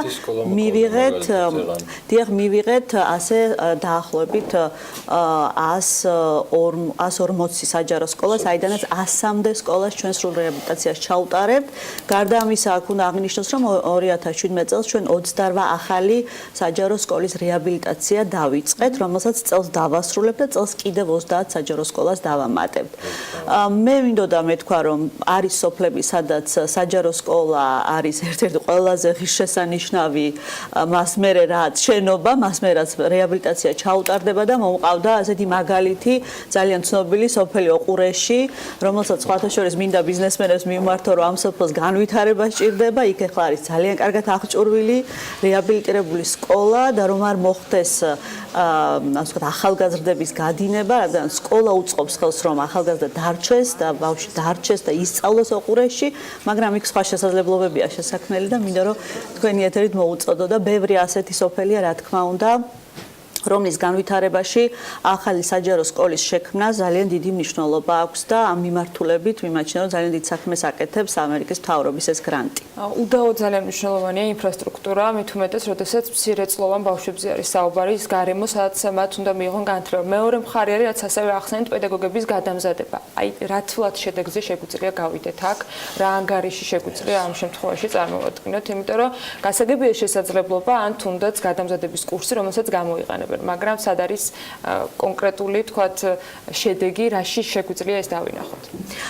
სწავლების პროცესის თვითონ გაუმჯობესებას ჩვენ მონიტორინგის მეშვეობით ვაკვირდებით და უკვე გვაქვს შედეგები, თუმცა ეს არის უფრო, ასე ვთქვათ, მცირე ჯერჯერობით, რადგანაც შეფასებას, დიდ შეფასებას ჩვენ ჩავატარებთ მას შემდგომ, რაც 22,000 პედაგოგი ამ საგნებისა, ანუ საბუნებისმეტყველო საგნები, მათემატიკა და ინგლისური ენა სრულად გაივლის ჩვენს მიერ განხორციელებულ ტრენინგებს და უკვე მომავალ წელს დავიწყებთ ჩვენ უკვე სიღრმისეულ კვლევებს, სადაც ვაჩვენებთ, ჩვენ უკვე ჩავატარეთ პირველადი კვლევები, რომ არსებული სიტუაცია შეგვეფასებინა წინა წლებში და უკვე 2019 წელს ჩვენ შეგვეძლება რომ თქვათ თუ როგორ გაუმჯობესდა სწავლების ხარისხი ამ საგნებში. რაც ეხება დირექტორების და სკოლის ადმინისტრაციის ტრენინგებს, აქ გვაქვს დაკვირვების საშუალება, ჩვენ ვაძლევთ მათ კონკრეტულ პროექტს, რომლებსაც დირექტორები მუშაობენ ჩვენს მიერ განხორციელებული ტრენინგების შედეგად და იქ უფრო გვაქვს საშუალება რომ დავაკვირდეთ, რამდენად აისახა დადებითად ტრენინგის მასალის, ტრენინგის განმავლობაში მიღებული ინფორმაცია და მასალა უკვე რამდენად გადმოითარგმნა ეს უშუალოდ სკოლის მართვის პროცესში. რაც შეეხება თავად პედაგოგების საჭიროებებს. ამ პერიოდის განმავლობაში, რადგან ეს პროექტი არ არის, თქვათ, ერთი კვირის, ერთი თვის ან რაღაც თუნდაც ერთი წლის შედეგი, ალბათ არსებობს ანალიზიც, რა საჭიროებებით დგას დღეს პედაგოგებისათვის. ეს თემა ძალიან ვრცელია, მაგრამ მაინც მინდა რაღაცნაირად თქვენგანაც მოვისმინოთ, თქვენი დაკვირვების შედეგად დირექტორებისათვის რა ხდება ხშირ შემთხვევაში მთავარ ნაკლოვანებად ან სიახლედ, რასაც თქვენ სთავაზობთ და პედაგოგებისათვის რა არის ის საჭიროება, რომელიც დღეს მათ წინაშე არის იმ ტრენინგებიდან და იმ თქვათ კომუნიკაციიდან გამომდინარე, რაც ამ პროგრამის და პროექტის ფარგლებში იყო. აღსანიშნავია, რომ 2013 წლამდე საქართველოში ჩვენ საერთოდ არ გვქონდა განმანათლებელთა საშუალო განათლების სპეციალისტთა პროფესიული განვითარების სისტემა, რომელშიც ჩაერთვებოდნენ ისინი და შეძლებდნენ, რომ განვითარდნენ და წინ წავიდნენ. მოგეხსენებათ, ნებისმიერ პროფესიაში ეს უმნიშვნელოვანესია და როდესაც არ გაქვს ამის შესაძლებლობა, ძალიან რთულია იმ მოთხოვნებს პასუხობდე, რაც დღეს საქართველოში არის და ამიტომ ხშირად გვესმის, ჩვენც მშობლები ვართ და ხშირად ჩვენც არ ვართ ხოლმე კმაყოფილი მასწავლებლების, თქვათ, მიერ სკოლაში მოტანილი მასალით ან მეთოდოლოგიით ან ტექნოლოგიებით, რომლებსაც ისინი სწავლებაში იყენებენ. სწორედ ეს იყო ამომავალი, ერთ-ერთი ამომავალი წერტილი, რა თქმა უნდა, კვლევებია ჩატარებული, რომელიც გვაჩვენებს, რომ საქართველოში ამ დარგებში განსაკუთრებით და ამ საგნებში გვაქვს ძალიან დაბალი მოსწრება. აქ ასევე შემიძლია საერთაშორისო კვლევებზე გითხრათ მოკლედ, თქვათ, საქართველო მიცით, რომ იღებდა მონაწილეობას პიზას, თალისის, თიმსის და სხვა კვლევებში, სადაც ძირითადი აქცენტი წიგნიერებაზე და საბუნებისმეტყველო საგნების და მათემატიკის უნარებზე ახდენს აქცენტს და ჩვენი შედეგი პოსტსაბჭოთა სივრცეშიც კი არის კატასტროფული, ანუ საშუალო მაჩვენებელზე დაბლა საქართველოს. გაუმჯობესება არის წინა წლებთან შედარებით და ჩვენ ამ კვლევებს ვაფინანსებთ და საქართველოს იღებს მონაწილეობას 1000 წლების გამოწვევის კომპაქტის დაფინანსებით, რადგანაც კვლევები საკმაოდ ძვირად ღირებულია, მაშინ მსოფლიოს სხვადასხვა ქვეყანა 30-ზე მეტი ქვეყანა იღებს როგორც წესი მონაწილეობას და ეს კვლევებიც გვაჩვენებს, რომ სერიოზული პრობლემა გვაქვს ამ საგნების სწავლების მიმართულებით და ტრენინგების დიზაინი სწორედ გაკეთდა ამ საჭიროებებზე მორგებით, იმ საჭიროებებზე, რაც ადმინისტრატორებსაც აქვთ, რადგანაც აი მოსწავლეზე ცენტრირებული და ორიენტირებული სასწავლო პროცესი ჯერჯერობით საქართველოში არ არის საჯარო სკოლებში ფართოდ დანერგილი და სწორედ ამ მიმართულებით მუშაობთ. ადმინისტრატორებს რაც ეხება სკოლის დირექტორებს, მათ მენეჯმენტის საფუძვლების, ასე ვთქვათ, სწავლებას ვახდენთ ამ 140 საათზე მეტი ტრენინგის დრო და გარდა ამისა ვასწავლით საჯარო სკოლების მოვლაპატრონობა, როგორ უნდა მოხდეს და შარშან ასევე დავნერგეთ ჩვენ საჯარო სკოლების მოვლაპატრონობის ახალი სისტემა, რომელიც საქართველოს მთავრობა მიიღო და წელს უკვე ვიწყებთ ამ სისტემის განხორციელებას საპილოტე რეჟიმში. მაგდა, მიუხედავად იმისა, რომ ყველაფერი მიმოიხილეთ უკვე ანასთან ერთად, ჩემი ტრადიციული კითხვის გარეშე ვერ გაგიშვებთ, რამდენად კმაყოფილი ხართ პროფესიული განათლების მოდი ესე ვიტყვი, განვითარება ვერ შეესაბამება, მაგრამ განვითარების ეტაპით 2017 წელს და კიდევ ერთხელ მინდა მოვისმინოთ თქვენი შეფასება გააქტიურდა კი ბიზნესი განათლების და საშუალო განათლების მიმართულებით განსაკუთრებით, აი მე გამოაჩინოთ თუ არა მეტი ვიდრე მხოლოდ და მხოლოდ ასე ვთქვათ სოციალურ ქსელში პოსტებია თუ სატარგზელოების სხვა ადგილებში. დიახ, ესე იგი, ჩვენი ფონდი მუშაობს როგორც ზოგად განათლების, ასევე პროფესიული უმაღლესი განათლების სექტორში. პროფესიული განათლების მიმართულებით ნამდვილად გააქტიურებულია კერძო სექტორი და ბიზნესი, რადგანაც მათ ხედავენ, რომ პროფესიული განათლების კურსდამთავრებულები პირდაპირ კავშირშია მათი ბიზნესის წარმატებასთან და კვალიფიციური კადრების ნაკლებობა მათ ძალიან კარგად იციან, რას ნიშნავს. შესაბამისად, მათი ჩართულობა თუნდაც ჩვენს მიერ შეთავაზებულ კერძო საჯარო პარტნიორობის სქემაში, სადაც კერძო სექტორი თანადაფინანსებით შემოდიოდა ამერიკის მთავრობის გრანტთან ერთად, 45 ახალი პროფესიული საგანმანათლებლო პროგრამების განხორციელებაში გვაქვს. რაც ეხება ზოგად განათლებას, ვერ ვიტყვი, რომ მე ვხედავ კერძო სექტორის ჩართულობას ზოგად განათლებაში, გვაქვს კარგი მაგალითები, არა ფონდის ფარგლებში, არამედ ფონდის გარეთ, სადაც თუნდაც ბიზნესები არემონტებენ საჯარო სკოლებს და სხვა და სხვა, თუმცა რომ გითხრათ, რომ რაღაცა ესე ვთქვათ, დიდი მასშტაბის ჩართულობა და ტალღა იყოს, არ გვაქვს. რაც ეხება უმაღლეს განათლებაში, ჩვენი ფონდის საქმიანობიდან გამომდინარე, რომ გითხრათ, აქაც გვაქვს შექმნილი კერძო საჯარო პარტნიორობის ფონდი სან-დიეგოს სახელმწიფო უნივერსიტეტის სტუდენტებისთვის სტიპენდიების შესაქმნელად და შარშან 3 მილიონამდე ამერიკული დოლარის დონაციები დაფინანსება მივიღეთ კერძო სექტორიდან, რაც თავისთავად ცხადია, რომ ძალიან მნიშვნელოვანი ჩართულობა არის კერძო სექტორის. აქაც კიდევ ვიმეორებ ძალიან ნათლად ნახულობს ბენეფიტს სარგებელს კერძო სექტორი, ბიზნესი, რადგანაც სან-დიეგოს სახელმწიფო უნივერსიტეტის ამერიკულ დიპლომს, როდესაც მიიღებს ნიჭიერი და წარმატებული ქართველი სტუდენტი, ეს უკვე იმას ნიშნავს და მათი დასაქმება, რა თქმა უნდა, ძალიან მნიშვნელოვანი და პრიორიტეტულია კერძო სექტორისთვის. ძალიან კარგი სტუდენტები ყავს ამ უნივერსიტეტს. რამოდენიმე მაგალითი თქვენ გააშუქეთ ერთ-ერთი ჩვენი სტუდენტი, რომელმაც უკვე საწყის ეტაპზე მესამე კურსზე Facebook-ში მიიღო შეთავაზება, სტაჟირება გაევლო და ესეთი შემთხვევები მრავლად არის საქართველოს ბიზნესებიც სთავაზობენ უკვე სან-დიეგოს სახელმწიფო უნივერსიტეტის უკვე პირველ, მეორე და მესამე კურსელებს დასაქმების შესაძლებლობასაც კი. რაც იმას ნიშნავს, რომ დღეს საჭიროება არის საქართველოში მაღალ კვალიფიციური კადრების, რასაც ვცდილობთ, რომ ჩვენი საქმიანობით ხელი შევუწყოთ. მაგდა მადლობა. დიდი მადლობა კადრების საჭიროებაზე იმ ბაზარზე, რომელიც დღეს არსებობს მოთხოვნაზე. აუცილებლად კიდევ ვისაუბროთ დღევანდელ ეთერში. ძალიან საინტერესო თემით გავაგრძელებთ. მადლობა სტუმრობისათვის და საინტერესო ინფორმაციისათვის. მაგდა მაგრაძე 1000 ლეულის გამოწვევის ფონდის საქართველოს აღმასრულებელი დირექტორის სტუმრობდა, მას გავაცილებთ, ვისარგებლებთ სარეკლამო პაუზით და შემდეგ უკვე განახლებული ამბებით გიბრუნდებით, არ გადაართოთ სუპერ საინტერესო ამბები გელით წინ.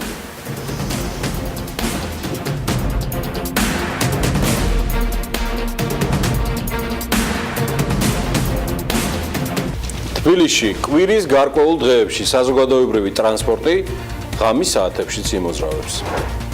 საბავშვო ბაღებში ღვინის ეტიკეტირებით შეტანილ რძესთან დაკავშირებით განცხადებას დღეს თბილისის მერიც აკეთებს. მაქტიკომმა ინტერნეტის გაძვირება დროებით შეაჩერა. შესაბამისი თხოვნით კომუნიკაციების მარეგულირებელმა ეროვნულმა კომისიამ მაქტიკომს გარდახნის წინ მიმართა. სტამბოლში კი ესენლარის რაიონში საიუველერო მაღაზიის დაყაჩაღებისას საქართველოს ერთი მოქალაქე დაიღუპა, ერთი დაიჭრა, კიდევ ორს კი ეძებენ. მილიეტის ინფორმაციით საქართველოს მოქალაქეები მაღაზიაში შეიჭრნენ. იარაღიც ამოიღეს, მაგრამ იუველირმა თავდამსხმელებს წინააღმდეგობა გაუწია და მათი მისამართით გახსნა ცეცხლი. ორმხრივი სროლის შედეგად დაღუპულია 40 წლის იუველირი და ერთ-ერთი თავდამსხმელი რაიბული აბრალავა. ხოლო კიდევ ერთი ეჭვმიტანილი ლევან ბელთახოძე დაჭრილია, მოგვიანებით ბელთახოძე საავადმყოფოში გადაიყვანეს, მკურნალობის დასრულების შემდეგ კი დააკავეს და პატიმრობაც მიუსაჯეს. გამოძიების პროცესში პოლიციამ ამოიღო სათვალთვალო ვიდეოკამერების ჩანაწერები, რომელთა ნახვის შემდეგ გაირკვა, რომ ორ შეიარაღებულ პირს კიდევ ორი ბოროტმოქმედი მოსდევდა, მაგრამ მათ მაღაზიაში შეცვლა ვეღარ მოასწრეს. მოკლედ გამოძიების ინფორმაციით ეჭვმიტანილებმა თურქეთის ტერიტორიაზე უკანონოდ შეაღწიეს, მაღაზიის მახლობლად სახლი იქირავეს და რამდენჯერმე მაღაზიის ინფორმაციის შეგროვების და მაღაზიასაც ეწვივნენ რამდენიმეჯერ ინფორმაციის შეგროვების მიზნით. პოლიცია საქართველოს ორი მოქალაქის ძებნას აგრძელებს, წერს თურქული მილიეტი. ესეთი ამბებია დასაწყისისთვის ბიზნესზე და ეკონომიკაზე სიახლეებისა. დიახ, ბიზნესზე და ეკონომიკაზე სიახლეებისა, მაშინ როცა ქართველები მეზობელ ქვეყნებშიც გამოვირჩევით ხოლმე პერიოდულად ესეთი ქცევით. კარგი, გადავიდეთ გაცილებით უფრო საინფორმაციო, საინტერესოზე და ალბათ მისაღებზე, ისევ ანალაპიაშვილი გვერდება და სწორედ ის გააგრძელებს ბიზნესზე და ეკონომიკაზე ახალ ამბებს.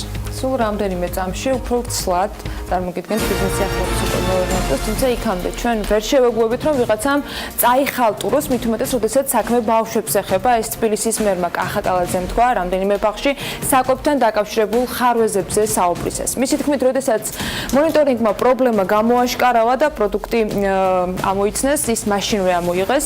ამასთან მერიის ინფორმაციით რუსეთის ეროვნულმა სააგენტომ დილით შეამოწმა კომპანია მილკო და შემოწმების შედეგები აჩვენებს, რომ პაკეტის შიგთავსი, რომელშიც რძე არის ჩასხმული, არის უსაფრთხო ერთჯერადი მოხმარების საკვები პროდუქტისათვის განკუთვნილი კრიტერიუმებით. მას ვერ შევეგუებით, რომ ვიღაცამ რაღაცა წაიხალტუროს და მით უმეტეს, როდესაც საქმე ეხება ბავშვებს. ჩვენ, როდესაც ჩვენმა მონიტორინგმა გამოაშკარავა ეს პრობლემა, მაშინვე პროდუქტი იქნა ამოღებული, გადაგზავნილი იქნა ლაბორატორიაში და უახლოეს საათებში ალბათ გვექნება ცნობა თუ რა სახის პროდუქტია და შესაბამისად თუ პრობლემებია, ზომები იქნება უმკაცრ. სადისტრიბუციო კომპანიები იძულებული გახდებიან ხელფასი ღამის ცვლაზე 50%-ით მაინც გაზარდონ. ეს განცხადება BMG-სთან საუბრისას დისტრიბუტორთა ასოციაციის ხელმძღვანელმა გააკეთა. მიუხედავად იმისა, რომ დისტრიბუტორები და რიტეილერები მერიის ინიციატივას, რომელიც სადისტრიბუციო მანქანების სპეციალური გრაფიკის დაწესებას გულისხმობს, კონსტრუქციულად ხვდებიან, იმ სავარაუდო რისკებზეც ამახურებენ ყურადღებას, რაც შესაძლოა ამ გადაწყვეტილებას მოხვას.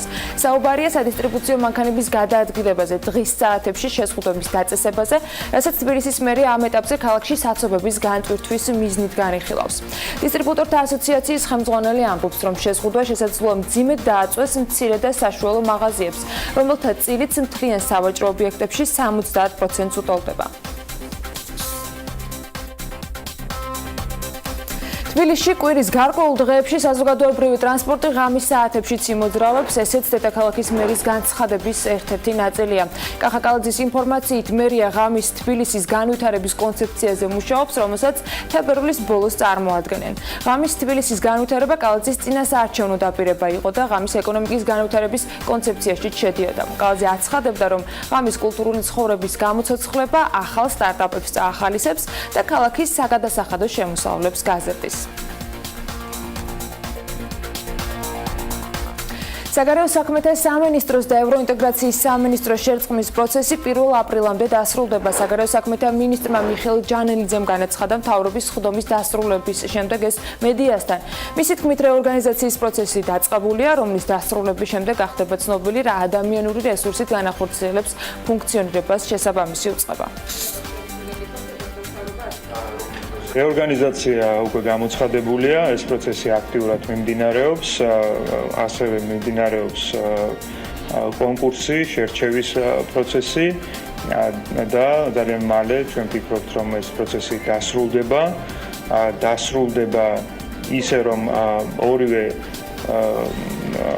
უწყება ერთი უკვე სტრუქტურის ფარგლებში გააგრძელებს ეფექტურად საქმიანობას.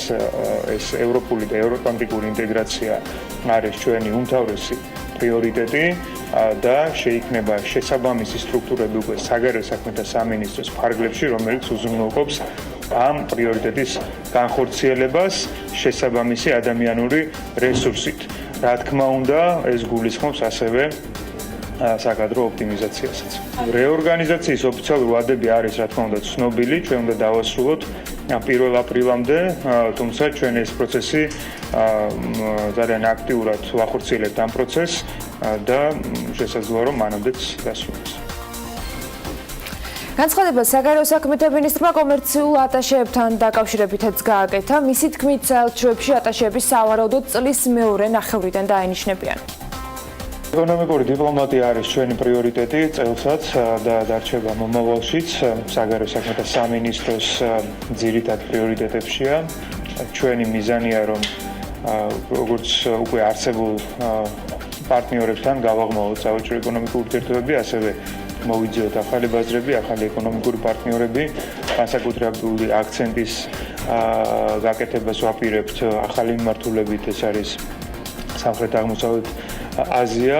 ეკონომიკური ატაშეები და ეკონომიკურ საკითხებზე მომუშავე თანამშრომლები საელჩოს ხავს ყველა მისიაში თითქმის რაც შეეხება კომერციულ ატაშეებს და რომელიც უკვე ეკონომიკის სამინისტროს წარმომადგენელი იქნება ჩვენ საელჩოებში, ისინი შეირჩევიან ეკონომიკის სამინისტროს მიერ, რა თქმა უნდა, ჩვენთან ერთად, ასევე ჩვენც მივიღებთ მონაწილეობას ამ პროცესში და იმედს ვიტოვებთ, რომ უკვე წლის მეორე ნახევრიდან შესაძლებელი იქნება კომერციული ატაშეების დამატება. მაგთიკომმა ინტერნეტის გაძვირება დროებით შეაჩერა. შესაბამისი თხოვნით კომუნიკაციების მარეგულირებელმა ეროვნულმა კომისიამ მიმართა კომპანიას. კომისიის წერილში აღნიშნულია, რომ დაიწყო საკითხის შესწავლა, შესაბამისად დროებით უნდა შეჩერდეს ფასის გაზრდის პროცესი. გაცნობებთ, რომ საქართველოს კომუნიკაციების ეროვნულმა კომისიამ მაგთიკომის მიერ მობილური საკომუნიკაციო მომსახურების ტარიფის გაზრდასთან დაკავშირებით გაკეთებული განცხადების საფუძველ სუბსიდირების საკითხის შესწავლა დაიწყო. შესაბამისად გთხოვთ საკითხის საბოლოო შესწავლამდე, ან 2018 წლის 1 მარტამდე მობილური სატელეკომუნიკაციო მომსახურების ტარიფების გაზრდის შესახებ გადაწყვეტილების მიღება შეაჩეროთ, ნათქვამია მარეგულირებლის წერილში. თავად მაგთიკომმა კომუნიკაციების მარეგულირებელი კომისიის თხოვნა უკვე გაითვალისწინა.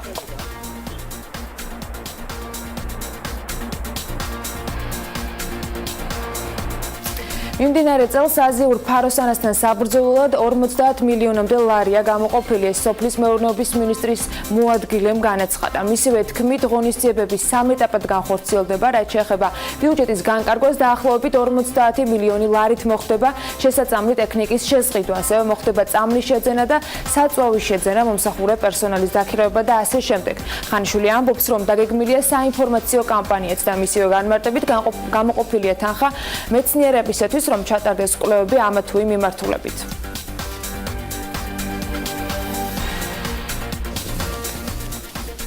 NDI-ის კვლევის მიხედვით საქართველოში გამოკითხულთა უმეტესობა თვლის, რომ რუსეთი სამხედრო თვალსაზრისით უფრო ძლიერია, ვიდრე ამერიკის შეერთებული შტატები. რეალურად რამდენს ხარჯავენ ქვეყნების შეიარაღებაზე და რა შესაძლებლობები აქვს ზე სახელმწიფოებს? მოკლე მიმოხილვა რიცხვებში ლევან თაღიაშვილისაგან. სტოკჰოლმის საერთაშორისო მშვიდობის კვლევითი ინსტიტუტის მონაცემებით 2016 წელს მსოფლიოში სამხედრო ხარჯებმა 1,7 ტრილიონი დოლარი შეადგინა, რაც მსოფლიოს ეკონომიკის 2,2%-ია. აქედან ამერიკის შეერთებული შტატების მიერ გაწეულ ხარჯზე 611 მილიარდი დოლარი მოდის, ანუ მსოფლიოს სამხედრო ხარჯების 36%. 2016 წელს ამერიკის შეერთებულმა შტატებმა უფრო მეტი დახარჯა ვიდრე ერთად აღებულმა ჩინეთმა, რუსეთმა, საუდის არაბეთმა, ინდოეთმა, საფრანგეთმა, ბრიტანეთმა, იაპონიამ და გერმანიამ. ასევე დიდი განსხვავებაა შეიარაღების განვითარების დონეებსა და ციფრებში. ოფიციალურად მსოფლიოში ყველაზე დიდი რეგულარული არმია ჩინეთს ყავს, დაახლოებით 2,300,000 ადამიანი. მეორე ადგილზეა ინდოეთი, მესამეზე ამერიკის შეერთებული შტატები 1,301,300 ადამიანი. რუსეთს კი, რომელიც თავდაცვის ბიუჯეტის სიდიდით რიგით მესამეა, 771,000 რეგულარული ჯარისკაცი ყავს და რეიტინგში მეხუთე ადგილს იკავებს. თუმცა 21 საუკუნეში მთავარი სწორედ შეიარაღების ხარისხია და არა მხოლოდ რაოდენობა. თქვენს ეკრანებზე ახლა გენერალი ფორდი, ანუ CVN-78-ია. ავიამზიდი, რომლის მშენებლობაც 13 მილიარდი ამერიკული დოლარი დაჯდა, რაც რუსეთის მთლიანი თავდაცვის ბიუჯეტის დაახლოებით მეხუთედს შეადგენს. ის 90-მდე თვითმფრინავს იტევს, დღეში 160-მდე გაფრენას ახორციელებს და უკვე გადის სატესტო შემოწმებას. ამერიკის თავდაცვის მინისტრის, ყოფილი გენერალი მეტისის განცხადებით, პრეზიდენტის მოთხოვნა 2018 წლის თავდაცვის ბიუჯეტზე არის 629,1 მილიარდი დოლარი, საიდანაც რამდენიმე ათეული მილიარდი დაიხარჯება მხოლოდ ავღანეთში, ერაყში და სირიაში განხორციელებული მისიების დასაფინანსებლად. 2018 წლის ფისკალური ბიუჯეტი ითვალისწინებს 64,6 მილიარდ დოლარს, რომელიც მიმართული იქნება ოპერაციებზე ავღანეთში, ერაყსა და სირიაში. არსებული თანხები გაზრდის ხელშეწყობას, რათა ნატოს თავდაცვა გაძლიერდეს და უფრო მეტი წინააღმდეგობა გაუწიოს საერთაშორისო ტერორიზმს. ISIS და სხვა ტერორისტული ორგანიზაციები წარმოადგენენ საფრთხეს და ვინედოვნებ, რომ ჩვენი პარტნიორები გამოთქვამენ მზადყოფნას და გაიზიარებენ ამ კამპანიის პასუხისმგებლობას. ფინანსურად საკმაოდ დიდი პრობლემები აქვს რუსეთს, რომელსაც სანქციების გამო შეეზღუდა წტომა გრძელვადიან სესხებზე და ახალ ტექნოლოგიებზე. ამის შედეგია ათეულობით გადადებული პროექტი, რომელიც სწორედ ფინანსური სახსრების არ ქონის გამო შეწყდა. ამჟამად ქვეყნის არსენალში მხოლოდ ერთი ავიამზიდია, სახელწოდებით კუზნეცოვი, რომელსაც სირიაში ყოფნისას სულ 17-მდე თვითმფრინავი გადაჰქონდა, საიდანაც 2 არასაომარ მდგომარეობაში დაზიანდა, მათ შორის ერთი დაჯდომისას. ამჟამად თავი ამ ზიდი მწყობრიდანაა გამოსული და მისი შეკეთების ვადა უცნობია. დოკის კვლევითი ინსტიტუტის პროფესორი ალექსეი მალაშენკო აცხადებს, რომ რუსეთს საკმაოდ რთული სოციალურ-ეკონომიკური პერიოდი აქვს, რომლის კომპენსაციას სირიასა და ახლო აღმოსავლეთში განვითარებულ მოვლენებში ჩარევით ცდილობს. ჩვენ თუ შევხედავთ ეკონომიკურ და სოციალურ სიტუაციას რუსეთში, ვნახავთ, რომ ორივე კუთხით საკმაოდ რთულადაა საქმე. ის აქტიურობა, რაც რუსეთს ახასიათებს ახლო აღმოსავლეთსა და სირიაში, ერთგვარი კომპენსაცია და ძალის დემონსტრირებაა, რომლითაც ქვეყანა ცდილობს დაუმტკიცოს საზოგადოებას, რომ ის კვლავ ანგარის გასაწევი ძალაა. უნდა აღინიშნოს ისიც, რომ რუსეთის მოსახლეობა ამას ათვიცნობიერებს და მეტიც ისინი მზად არიან გადაიხადონ ფული ამისთვის. მიუხედავად ასეთი პრობლემებისა, რუსეთი ბირთვული იარაღის მქონე ქვეყნების სიაში შედის, რაც სიტუაციას ყველაზე მეტად აბალანსებს. NDI-ის კვლევის მიხედვით კი საქართველოში გამოკითხული ადამიანებიდან 41% თვლის, რომ რუსეთი უფრო ძლიერია სამხედრო ძალის თვალსაზრისით. 36% ამერიკას ემხრობა, 15% თვლის, რომ თანაბარის ძლიერის არიან, 8% კი ამბობს, რომ არ იცის. კვლევა რამდენიმე დღის წინ გამოქვეყნდა და მასში 2000-ზე მეტი ადამიანი მონაწილეობდა. საქართველოში შრომის ბაზარზე კადრების მოთხოვნა მიწოდების შორის დისბალანსი ბოლო წლების ერთ-ერთი ყველაზე აქტუალური პრობლემათაგანია. ამ ეთერშიც ბევრი ჩივილი თუ კომენტარი მოგვისმენია. კვლევები ადასტურებს, რომ ბიზნეს ლიდერებისა და ინვესტორების უმრავლესობა საქართველოში ბიზნესის ხელშემშლელ მთავარ ფაქტორად სამუშაო ძალის არაკვალიფიციურობას ასახელებს. მეორე საკითხია, თავად როგორ ზრუნავენ ამ თემაზე. პრობლემაზე საპასუხოდ საქართველოს დამსაქმებელთა ასოციაციამ 2016 წლიდან გერმანიის მთავრობის ხელისუფლების ხარდაჭერით დაიწყო პროფესიული განათლებისა და სწავლების პროექტის განხორციელება საქართველოში, რომლის მიზანია საქართველოში შრომის ბაზრის განვითარების ხელშეწყობა. 2016 წლიდან ამ დრომდე განხორციელებულ პროექტებზე, შედეგებზე, გამოწვევებზე ვისაუბრებთ სტუმრებთან ერთად. ბარემ მე თვითონვე წარგადგენთ, ანა ჯერჯერობით დუმარებაშია. ელენე მახარაშვილი, პროფესიული განათლებისა და სწავლების პროექტის მენეჯერი საქართველოში. დირკ რონეკე, პროექტის ექსპერტი, რომელიც არის ჩართული ამ თემაში და მე იმადი მაქვს, რომ ეს ხანგრძლივი ვადით იქნება და ხათუნა ჩხარტიშვილი თუ რაიმე შეცდომა ქონდა დაშვებული ასე ვთქვათ, ანოში ბოდიშლუხთით ხათუნას, რომელიც გუდვილის სასწავლო ცენტრის ხელმძღვანელია. ეს ამ შემთხვევაში კეთილინების არ არის, არის საუბარი კომპანია გუდვილზე, ესეც რომ ვიცოდეთ წინასწარ დილამშვიდობის ყველას. გულმონი. მოგესალმებით. კარგი, მე მგონი ყველაფერი კარგად გვესმის. ცხადია, ჩვენ ვიწყებთ ჩვენ საუბარს და ამ შემთხვევაში მსურს ელენესთან დავსვა პირველი კითხვა. მაგდა მაღრაძე ვსტუმრობდა რამდენიმე წუთის წინ. და როცა მოდის, სულ ვცდილობ არ გაუშვა შანსი ხელიდან, რომ არ ვკითხო ბიზნესის აქტიურობაზე. 2017 წელი დიდად გამორჩეული სხვადასხვა მიმართულებებით პროფესიულ განათლებაზე ნამდვილად იყო ცალკეულად გარდამტეხი, მაგრამ სანამ კონკრეტულ თემაზე გადავალთ, ელენე, რამდენად აქტიურია ბიზნესი? მე მიხარია, რომ აქ არის გუდვილის წარმომადგენელი, მაგრამ მე მინდა რომ ბევრი გუდვილის ვერ ვიტყვი, გუდვილი იყოს ერთი, მაგრამ სხვადასხვა კომპანიები იყვნენ, რომლებიც ამგვარ თემაში იქნებიან ჩართულები. ტენდენციას როგორ უყურებთ და როგორ აკვირდებით? მზარდია ბიზნესის დაინტერესება ამ მიმართულებით? მოგესალმებით. დილამშვიდობის.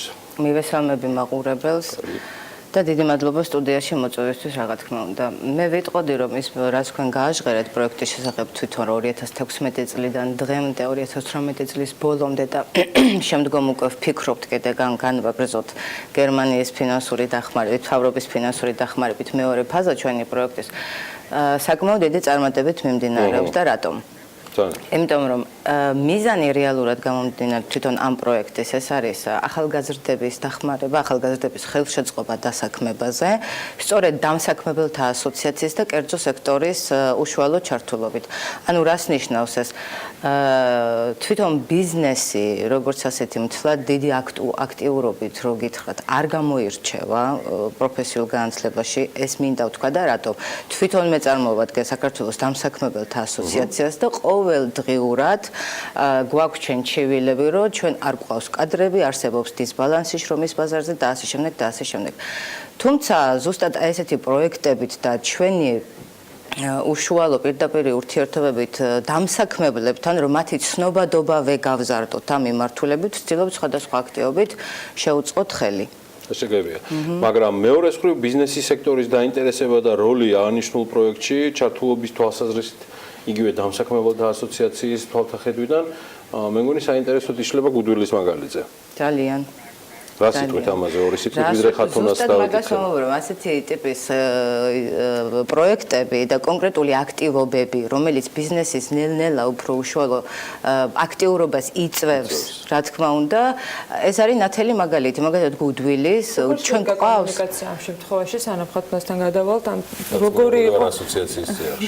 როგორ შედგა კომუნიკაცია, ანუ თვითონ კომპანიისთვის როგორ ჩვენ გვყავს საკმაოდ დიდი რაოდენობა წევრი კომპანიების, ხო? და შესაბამისად პირველი აქტივობები რაც ხორციელდება სხვადასხვა პროექტებისა და პროგრამების ფარგლებში ეს ხდება წევრ კომპანიებთან. გუდვილის მაგალითზე ჩვენ შეგვიძლია ვთქვათ, რომ უკვე წლების განმავლობაში ჩვენ ვაკეთებთ ამ ყველაფერს არა მარტო პროფესიული განათლების მიმართულებით, არამედ სხვადასხვა მიმართულებით.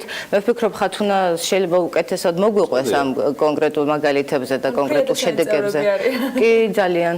ეთია გამორჩეული ხათუნა, ანუ რატო გახდა დამსაქმებელთა ასოციაციისთვის, რომელიც საკმაოდ ავტორიტეტული მოთამაშეა ბაზარზე ბიზნეს ასოციაციებს შორის, გუდვილი როგორც кейსი ამ თემაზე. იგივე ელენეს ასე ვთქვათ კომენტარმა ეგ დაადასტურა და ძალიან მოკლედ პრეისტორია, იმიტომ რომ ეს გუშინ და დღეს არ დაწყებულა.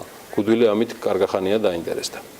დიახ, მადლობას მოგახსენებთ მოწვევისთვის, მოგესალმებით. როდესაც დამსაქმებელთა ასოციაცია მოგმართა თხოვნით, რომ ჩავრთულიყავით მსგავს პროექტში, ჩვენ მზაობა გამოვხატეთ, რადგანაც გუდვილს აქვს თავისი სასწავლო ცენტრი, რომელიც 2012 წლიდან ფუნქციონირებს. შესაბამისად, ჩვენ ორიენტირებული ვართ პროფესიული კადრების გაზრდაზე. შესაბამისად, დამსაქმებელთა ასოციაციის მიერ შემოთავაზებულ წინადადებაში დავინახეთ ის, რომ ჩვენ რეალურად შეგვეძლო ჩვენი ბაზით ხელი შეგვეწყო საქართველოში პროფესიული განათლების განვითარებისთვის და ასევე მიგვეცა შესაძლებლობა იმისა, რომ დასასაქმებელ პირებს, ანუ სტუდენტებს სამუშაოზე დაფუძნებული სწავლების შედეგად შეეძლოთ მიიღოთ პროფესიული განათლება, გაეღრმავებინათ, ასე ვთქვათ. ასევე დამსაქმებელთა ასოციაცია აღმოჩნდა ხიდი ჩვენსა და პროფესიულ სასწავლებლებს შორის, რამაც ხელი შეუწყო ჩვენი მიზნების თანხმეტრას. ჩვენ მოგვეცა შესაძლებლობა გაეგო პროფესიულ სასწავლებელს რა გვინდა, ჩვენ როგორც საქმებელს რომ ყავდეს კვალიფიცირებული კადრი პროფესიული მიმართულებით. ხათუნა სასწავლო ცენტრის 6 წელი გამოდის, ხო? 2012-დან. 2012-დან აქტიურად დავიწყეთ უკვე. 6 წლის მოქმედების თავზე, ოპერირების თავზე რა კონკრეტული შედეგები მიიღო კომპანიამ? მე მინდა საზოგადოებამ ყველაზე მეტად დაინახოს თუ რა სიკეთე მოაქვს ამგვარ ჩართულობას კომპანიისთვის. ანუ აქ ფასდაუდებელია თავად კომპანიის აზრი. ანუ კიდევ ერთხელ ვამბობ, რომ სხვას დაანახოს და ერთგვარი მაგალითი შეიქმნას.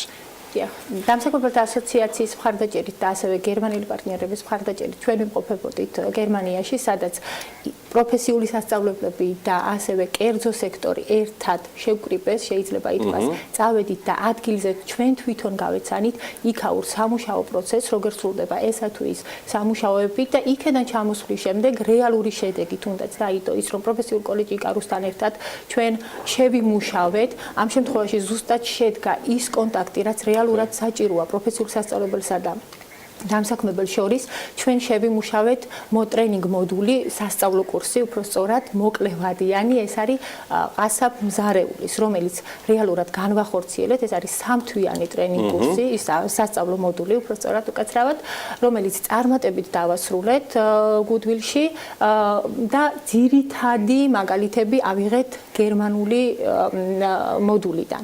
ამ შემთხვევაში უმეტესწილად გათვალისწინებული იქნა პროფესიული სასწავლებლის მიერ ჩვენი მოთხოვნა და უმეტესწილად 70% სწავლების განხორციელდა საწარმოში, რაც რეალურად კადრები გადაამზადეთ თქვენ. არსებული კადრები არ გადაგვიმზადებია. ამ შემთხვევაში ეს იყო ახალი სასწავლო მოდული, რომელიც ანუ განვახორციელეთ სოციალური ბადის ფორმატში, ესე ვთქვათ, იკარუსთან ერთად და შესაბამისად ის ადამიანები, ვინც ჩვენთან გადამზადდნენ, ამ შემთხვევაში არიან კვალიფიცირებული ყასაბმზარეულები, შეიძლება ითქვას, ეს მოდული რატომ ავირჩიეთ, შემიძლია ამასთან დაკავშირებითაც გითხრათ, როდესაც ჩვენ გაგვიხდა საჭიროება იმისა, რომ გვეპოვა კვალიფიცირებული ასაფი, რეალურად აღმოჩნდა, რომ ქართულ ბაზარზე არ არსებობს ესეთი მიმართულება. შესაბამისად, გერმანელი პარტნიორების დახმარებით და ასევე ჩვენი კომპანიის და საქართველოს დამსაქმებელთა ასოციაციის დახმარებით ამ პროექტის ფარგლებში ჩვენ შევწელით ისიც, რომ გერმანიიდან ჩამოგვეყვანა ყასაბ ინსტრუქტორი, რომელმაც ადგილზე სწავლებით უკვე ჩვენ მოგცა მიმართულებები და ხელი შეუწყო ამ სასწავლო კურსის სწორ განვითარებას. გასაგებია, ეხლა მინდა რომ ბატონ დირკს ვკითხო, also mein Deutsch ist nicht so gut und ich werde aufgeorgt fragen. ამაში დაგვეხმარება ჩვენ გოგა ასკურავას ცენტრი, იმისათვის რომ თარგმანი უზრუნველყონ.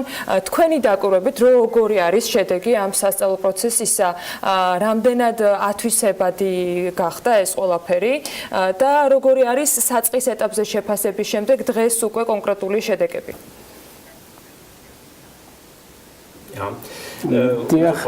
ჩვენი პროექტი 2016-ში დაიწყო იანვარში, პირველი ფაზა გრძელდება 2018 წლის ნოემბრამდე და ჩვენი პროექტის შედეგები საქართველოში ჩემის აზრით საკმაოდ წარმატებულია. ძალიან კარგად ვითანამშრომლეთ დამსაქმებელთა ორგანიზაციასთან გიასთან და გერმანულ მხარეს ჩვენ წარმოადგენთ, ეს არის დამსაქმებელთა ორგანიზაცია ნოტმეტალი და განათლების ეკონომიკის თვალსაზრისით ფორპომენიდან ჩვენ გვაქვს ფინანსური პროექტი, რომელიც გერმანიის განვითარების კომიტეტმა შეიმუშავა. ჩვენი შედეგები ჩემი თვალსაზრისით საკმაოდ კარგია, რადგანაც დამსაქმებელთა ორგანიზაცია, ასევე შუამავალი ორგანიზაცია, და გუდვილი გარკვეული საწარმოებთან ერთად ამოცანებზე მუშაობთ, რომელიც ასევე გერმანიაშიც მუშაობთ, რათა ახალგაზრდობას ხელი შეუწყოთ პროფესიული განათლების მიღებაში და შესაბამისად ეს უფრო ადრეც კი იწყება, ვიდრე მოხდება პროფესიული ორიენტაცია საქართველოში. გერმანული მოდელი ამ შემთხვევაში დუალური განათლებისა, ზოგადად გერმანიის პრეცედენტულობა, გერმანიის გამოცდილება პროფესიულ განათლებაში ყოველთვის ერთ-ერთი მთავარი განხილვის თემაა. პირადად თქვენის მხრიდან თუ არის, ასე ვთქვათ, იდენტიფიცირებული საქართველოს პოტენციალი ამასთან დაკავშირებით, რამდენად არის განვითარებული ის უნარები და რამდენად მნიშვნელოვანია, რომ იგივე ხათუნას ამ შემთხვევაში გულისხმობ გუდვილის პრეცედენტი იყოს кейსური, გავრცობადი სხვა კომპანიებისთვის, თუნდაც იგივე დამსაქმებელთა ასოციაციის პრიზმაში.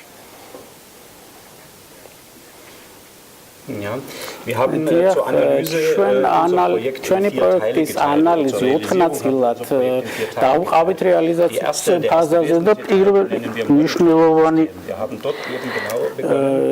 ფაზა დაიწყო ანალიზით მოთხოვნილება საწარმოებისა და ჩვენ გამოვკითხეთ საწარმოები, შესაბამისად არა მხოლოდ თბილისში, არამედ რეგიონებშიც განვავრცეთ გორში დავიწყეთ ეს იყო ჩვენი საპილოტო პროექტი და შესაბამისად ჩვენ შეგნებულად დავიწყეთ ჩვენი პროექტი იქ, რადგანაც გვინდოდა ასევე რეგიონებსაც შევხვდებოდი საქართველოში და საწარმოებს პროფესიულ სკოლებში და ასევე სახელმწიფო და კერძო სკოლებში შეგვეტანა ეს ინიციატივა. ეს არის სამუშაო წრეში განათლების კონცეფცია, რომელიც განსაკუთრებით პროფესიულ ორიენტირების ფაზაზე არის მნიშვნელოვანი და ეს შესაძლებლობას აძლევს საწარმოებისთვის პრაქტიკის ჩატარებისა და შესაბამისად ჩვენ ღია კარის დღეები ჩავატარეთ, რომელიც ახალგაზრდებს შესაძლებლობას აძლევს, რომ საერთოდ მოახდინოთ იდენტიფიცირება იმისა, რა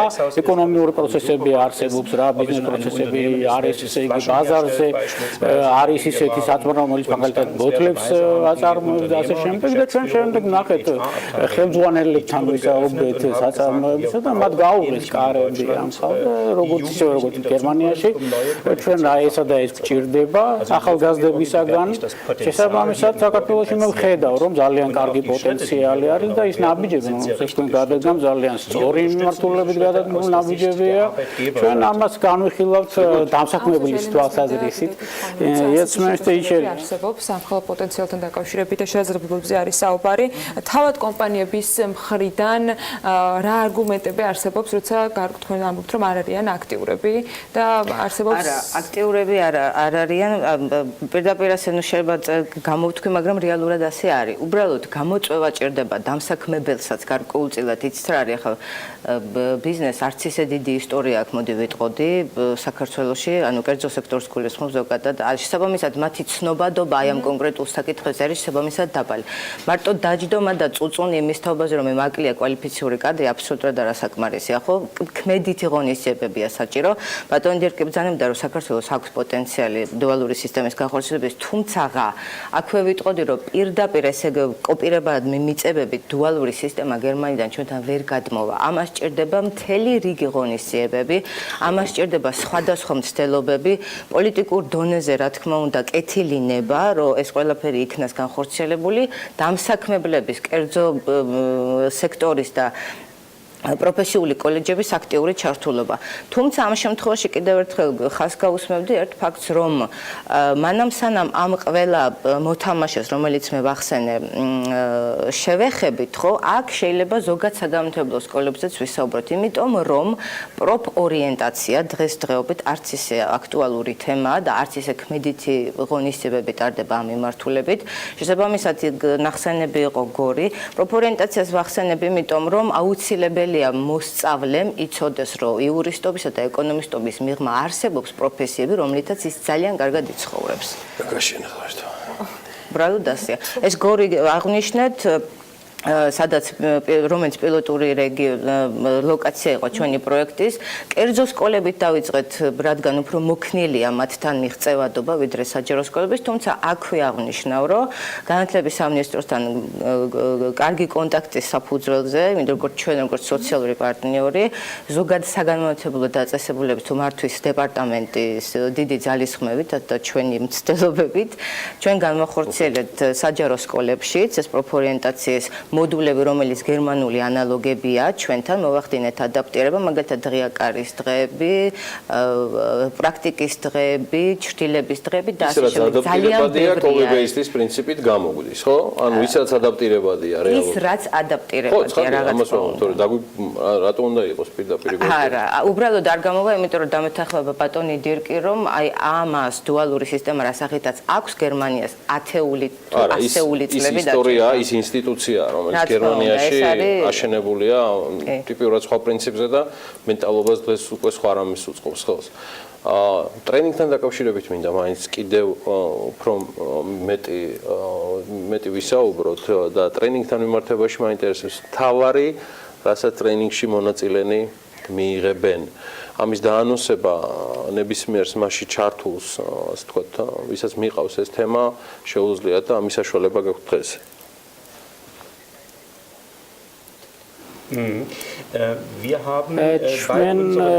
ჩვენს ანალიზებში წარსულში დავადგინეთ, რომ პროფესიულ პრაქტიკის გაზიარებისთვის საჭიროა ადამიანები, ანუ პერსონალი, როგორც კოლეჯებში, იქნება ეს სახელმწიფო თუ კერძო, პირველ რიგში საწარმოები, რომელიც დიდაქტიკურად, პედაგოგიურად არიან მზად იმისათვის, რომ წაუყენონ მოსწავლეებს მოთხოვნები და ასწავლონ ეს მოთხოვნები. ჩვენ ამის გამო გადავწყვიტეთ, რომ სკოლა და ეკონომიკა ერთად გაგვერთიანებია, რომ პოტენციალი აგვერჩია ამ ადამიანებისა, რომლებიც საჭიროებენ ამ ტრენინგს და დიდაქტიკური თვალსაზრისით ეს არის, რა თქმა უნდა, ახალგაზრდები უკვე ნახევრად მოზრდილი ადამიანები არიან და ისინი როგორც დასრული ადამიანები, ისე უნდა გავანათლოთ, შესაბამისად ეს კოლეჯში მეტი პრაქტიკა უნდა შევიტანოთ, იცით რომ ჩვენთან გერმანიაში პროფესიული განათლება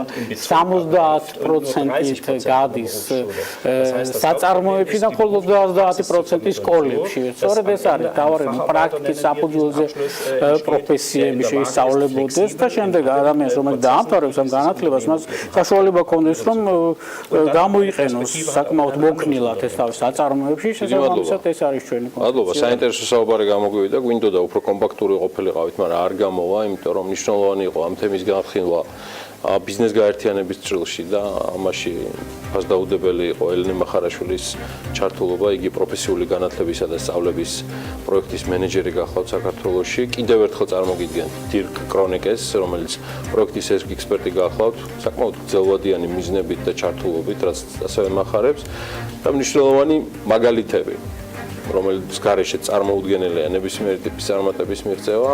ამაში ძალიან კარგი იყო და არის კომპანია გუდვილის ჩართულობა, წარმოდგენილი ხათუნა ჩხარტიშვილით, რომელიც კომპანია გუდვილის სასწავლო ცენტრის ხელმძღვანელი გახლავთ. დიდი მადლობა სტუდიაში მობრძანებისთვის, წარმატებულ დღეს გისურვებთ. საქმიანი შედგა და პრინციპში წარმატებულიც იქნება. გავიდეთ რეკლამაზე, სანამ სტუმრებს გავაცელებთ, შემდეგ ანას თქვენთვის კვლავ ექნება რაღაცა თქვენი.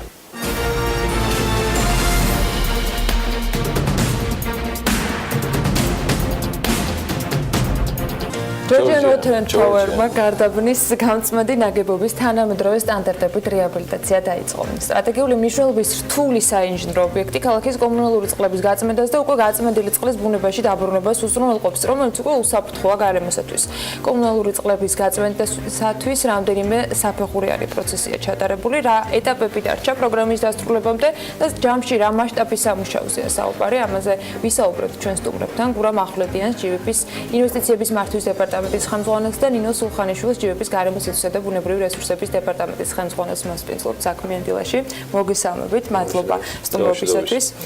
საკმაოდ კომპლექსური არის სამუშაო გუშინ საქმის კურსში ვუყურებდი იმ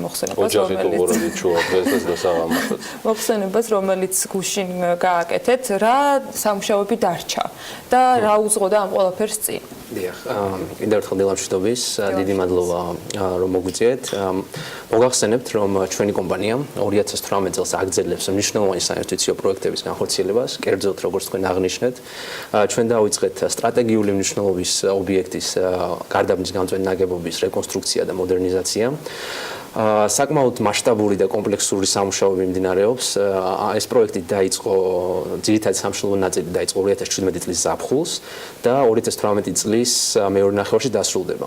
აქ მინდა აღვნიშნო, რომ არსებული ტექნოლოგიური დანადგარები სრულად გამოიცვლება და ჩვენ ასე ვთქვათ ველით რომ 2018 წლის მეორე ნახევარში ეს პროცესი დასრულდება. ამ პროექტში ჩვენი კომპანია $60 მილიონ დახარჯავს. და თვითონ ამ ყველაფრის მოდერნიზაციას გურამ ახორციელებთ თქვენი ძალებით თუ თქვათ ყავთ შერჩეული კომპანია, ვინც ამას ახორციელებს ტექნიკურად? დიახ, ანუ ჩვენ რეაბილიტაციის დაწყებამდე გამოცდილმა გერმანულმა საინჟინრო კომპანიამ IB Schlegelმა ჩაატარა პირველადი კვლევა და ეს კომპანია ჩვენთან ერთად ზრუნავს ამ პროექტის წარმატებულ დასრულებაზე და ასრულებს ტექნიკური ზედამხედველობის როლს ასრულებს. და ჩვენ ასევე საერთაშორისო ტენდერის მეშვეობით ავირჩიეთ უმსხვილესი ავსტრიული სამშენებლო კომპანია Strabag-ი. Strabag-ი არის რეალურად ლიდერი ბრენდის სამშენებლო ტექნოლოგიებში მსოფლიო ბაზარზე. ის ოპერირებს 80 ქვეყანაში და აქვს 170 წლიანი გამოცდილება და ეს კომპანია გამოირჩევა, ასე ვთქვათ, თავისი პროექტების დროული დასრულებით და რა თქმა უნდა უმაღლესი ხარისხით. საქართველოში პირველად არიან? დიახ, საქართველოში ეს მაგათთვის პირველი პროექტია, დიახ. 60 მილიონი ახსენეთ, ეს კომპანიის პირადი სახსრები არის თუ დაგჭირდათ დამატებით რაიმე ფორმით მოძიება ამ თანხების?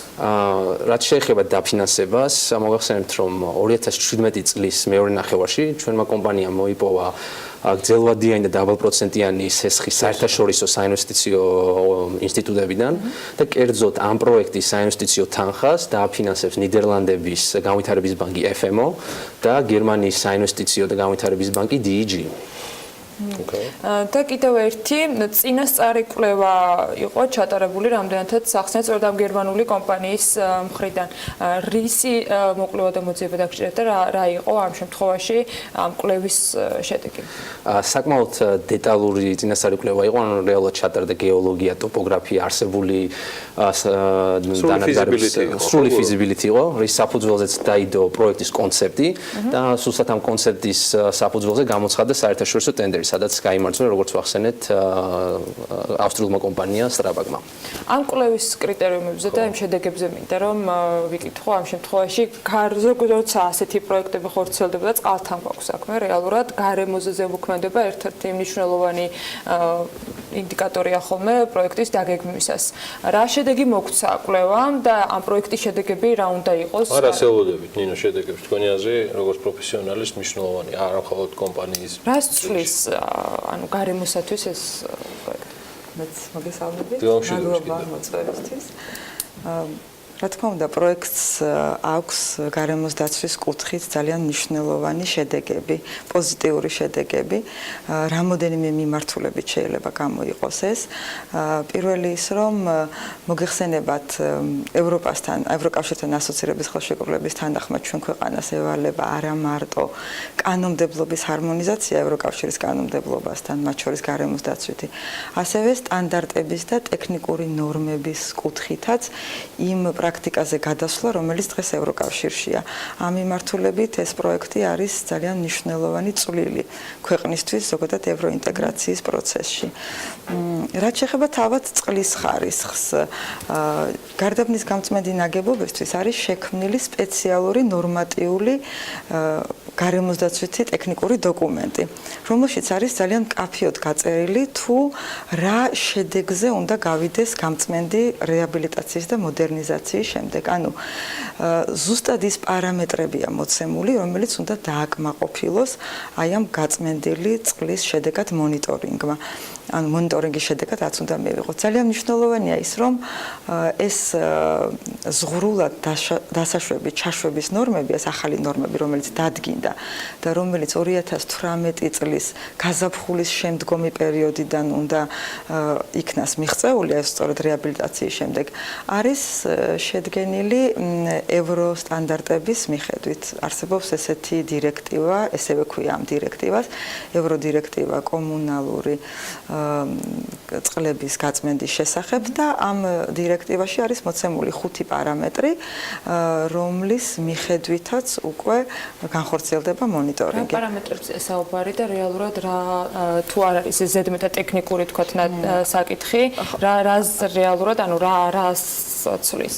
ესე იგი, ეს პარამეტრი არის პირველი, ესე იგი, მარტივად რო ვთქვათ, წყალში შეწონილი ნაწილაკების რაოდენობა და არის დადგენილი ევროკავშირის კანონმდებლობით, რომ ეს არ უნდა აღემატებოდეს 35 მილიგრამს 1 litrზე. არის ასევე ესეთი პარამეტრი ჟანგბადის ბიოლოგიური და ქიმიური მოხმარება. აქაც გვაქვს ესეთი ზღვრულად დასაშვები, ჩაშვების ნორმები. ეს არის 35 და 125. არის ძალიან მნიშვნელოვანი პარამეტრი საერთო აზოტი, რომელიც არ უნდა აღემატებოდეს 10 მილიგრამს 1 litrზე. ასევე საერთო ფოსფორი, რომელიც 1 მილიგრამს არ უნდა აღემატებოდეს და ასე შემდეგ. ეს არის ის 5 კომპონენტი, რომელიც განსაზღვრულია ამ დირექტივით და სწორედ რეაბილიტაცია გულისხმობს ისეთი ტექნოლოგიების დანერგვას, ისეთ ციკლს, რომელიც უზრუნველყოფს ამ ნორმების დაცვას. ავტორიტეტული FM-დან სხვა ევროპული თუ საერთაშორისო ფინანსური ინსტიტუტებიდან თანხების მოზიდვა GVP-ის გუნდს ნამდვილად არ გაუჭირდება, ეგ არ მიკვირს და გურამაც ახსენა 2017-ის მონაგარიდან ერთ-ერთი ამ კონკრეტულ პროექტზე მიმართული, მაგრამ მის პასუხში ერთ-ერთ კითხვაზე იყო კიდევ ორი კომპანია ახსენებული, მათ შორის არის ერთ-ერთი სტრაბაგი, მეორე არის IB-შლეიფი. ამ შემთხვევაში მე მაინტერესებს სტრაბაგის ჩართულობა აი ამ ტექნიკურ ზედამხედველობაში. არის თუ არა იმის ნაწილი აი ამ ნორმატივებისა, რასაც თქვენ ბრძანებთ ახლა. ის ამ ზედამხედველობასაც ახორციელებს თუ ის ხოლო თავით რაღაც ინფრასტრუქტურულ ნაწილზეა მხოლოდ ორიენტირებული. რა თქმა უნდა, თვითონ რეაბილიტაციის პროცესშიც პროექტს გააჩნია ეგრეთ წოდებული გარემოს მართვის გეგმა, რომელსაც მონიტორინგს უწევს როგორც სტრაბაკი, ასევე ჩვენი კომპანია. შემსრულებელი კომპანია მას ყავს სპეციალური მენეჯერი, რომელიც გარემოზე და შრომით უსაფრთხოებაზე არის პასუხისმგებელი და ეს ყველაფერი გაწერილი არის სწორედ აი ამ გარემოს დაცვით მართვის გეგმაში. რაც შეეხება რეაბილიტაციის შემდგომ მონიტორინგს, ეს დღესაც ესე კეთდება, ანუ გარდაბნის გამწმენდში შემავალ ნაკადზე კეთდება ანალიზი წყლის და გამავალზეც. ეს არის ყოველდღიური ანალიზი, კეთდება 5 პარამეტრზე და კვირაში ერთხელ კეთდება გაფართოებული ანალიზი. ამას ემატება, რაც მე ვთქვი, ამ კომპონენტს ემატება კიდე სხვა, ეს არის ფოსფატები, ვთქვათ, სულფატები, ქლორიდები და ასე შემდეგ და ეს გაფართოებული ანალიზი ყველა კომპონენტით ინახება ერთიან მონაცემთა ბაზაში და რა თქმა უნდა ყველა დაინტერესებული ადამიანისთვის თუ ორგანიზაციისთვის არის ხელმისაწვდომი ოფიციალური მომართვის საფუძველზე. მონიტორინგის პროცესი ყოველთვის გასაგებად გადასცემ, მე არ გემართება იმუნიზაციის მსგავსი ისტერიკა. და ეს არ არის მხოლოდ იმის გამო, რომ საერთაშორისო დონის მოთამაშეები არიან GVP-სთან ერთად ამ თემაში ჩართულები. 60 მილიონის თემა ვადები, სულ მაინტერესებდა პროექტის ვადები, გუშინდელიდან მოყოლებული დამჭა სხვათა შორის ეს კითხვა ღამე ვერ მივახციე რეპორტერამდე, რომ მეკითხა ეს თემა. გურამ, ანუ თანხები, გაშლილი გეგმა, მონიტორინგი, თუმცა ვადები, რა ვადებით გეგმავს ამას ყველაფერს GVP. რეალურად ჩვენ ამ პროექტზე 2 წელია მუშაობთ და ძირითადი სამშენებლო ნაწილი დაიწყო 2017 წლის ზაფხულს და 2018 წლის ზაფხულს დასრულდება. რაც შეეხება რეაბილიტაციის შემდგომ 2 წლის განმავლობაში ჩვენივე ზედამხედველი კომპანია გაუწევს ასე ვთქვათ ყოველდღიურ მონიტორინგს, ზუსტად იმ ციკლს, როგორც ნინო მახსენა და ანუ ამ ვადებში ჩვენ ვეტევით ასე ვთქვათ ამ პროექტის დაგეგმილიდან სრულად დიახ. ანუ ჩვენ გვონდა ზუსტად დაგეგმილი, რომ 2018 წლის მეორე ნახევარში დასრულდებოდა და ჯერჯერობით ყველაფერი დროულად სრულდება. და ეს მომდევნო 2 წლის განმავლობაში მათ შორის მონიტორინგი და კონტროლი ამ 60 მილიონის ფარგლებში ხდება თუ დამატებით სახსრებ ამ 60 მილიონის ფარგლებში ხდება, დიახ. წარმატებები. დიდი მადლობა. ნინო, დიდი მადლობა. მადლობა თქვენ მოწვევით. ეხარია ყოველთვის თქვენი სტუმრობა. ეხარია გურამ ახვლედიანის გაცნობა, რომელიც GVP-ის ინვესტიციების მართვის დეპარტამენტის ხელმძღვანელი გახლავთ და ნინო სულხანიშვილი. დაწუნებული ვარ, ბევრი იცნობს, იგი GVP-ის გარემოს დაცვის და ბუნებრივი რესურსების დეპარტამენტის ხელმძღვანელია. მოკლე რეკლამის შემდეგ ჩვენ კვლავ დაგიბრუნდებით უკვე fact-check-ის რუბრიკით, ერთგვარი რეიტინგი გავაკეთეთ 2017 წლის ესეთი თავარი ტყუილების. აი ხო, უკვე თქვა, მე ცოტა ისე მინდოდა რაღაც შემოვიდა. თავარი ტყუილების top 10-ია გაკეთებული, ეს არ არის Forbes-ის რეიტინგი, მაგრამ არ ჩამოუვარდება, ასე ვთქვათ, მიმზიდველობით მას. ასე რომ დაელოდეთ ზაზა აბაშიძეს და სულ მალე დაგიბრუნდებით პირდაპირ ეთერში.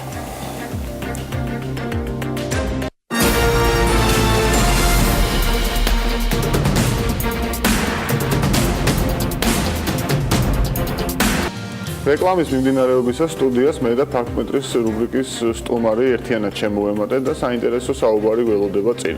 თუმცა იქამდე თემა და სიუჟეტი, რომელსაც სტუდიაში გავშლით, მოიცდის 2017 წლის მიწურულს ფაქტმეტმა იმ ტოპ ტყუილების რეიტინგი შეადგინა, რომლებსაც წელს პოლიტიკოსები და სხვადასხვა მედია საშუალებების წარმომადგენლები საზოგადოებას უყვებოდნენ.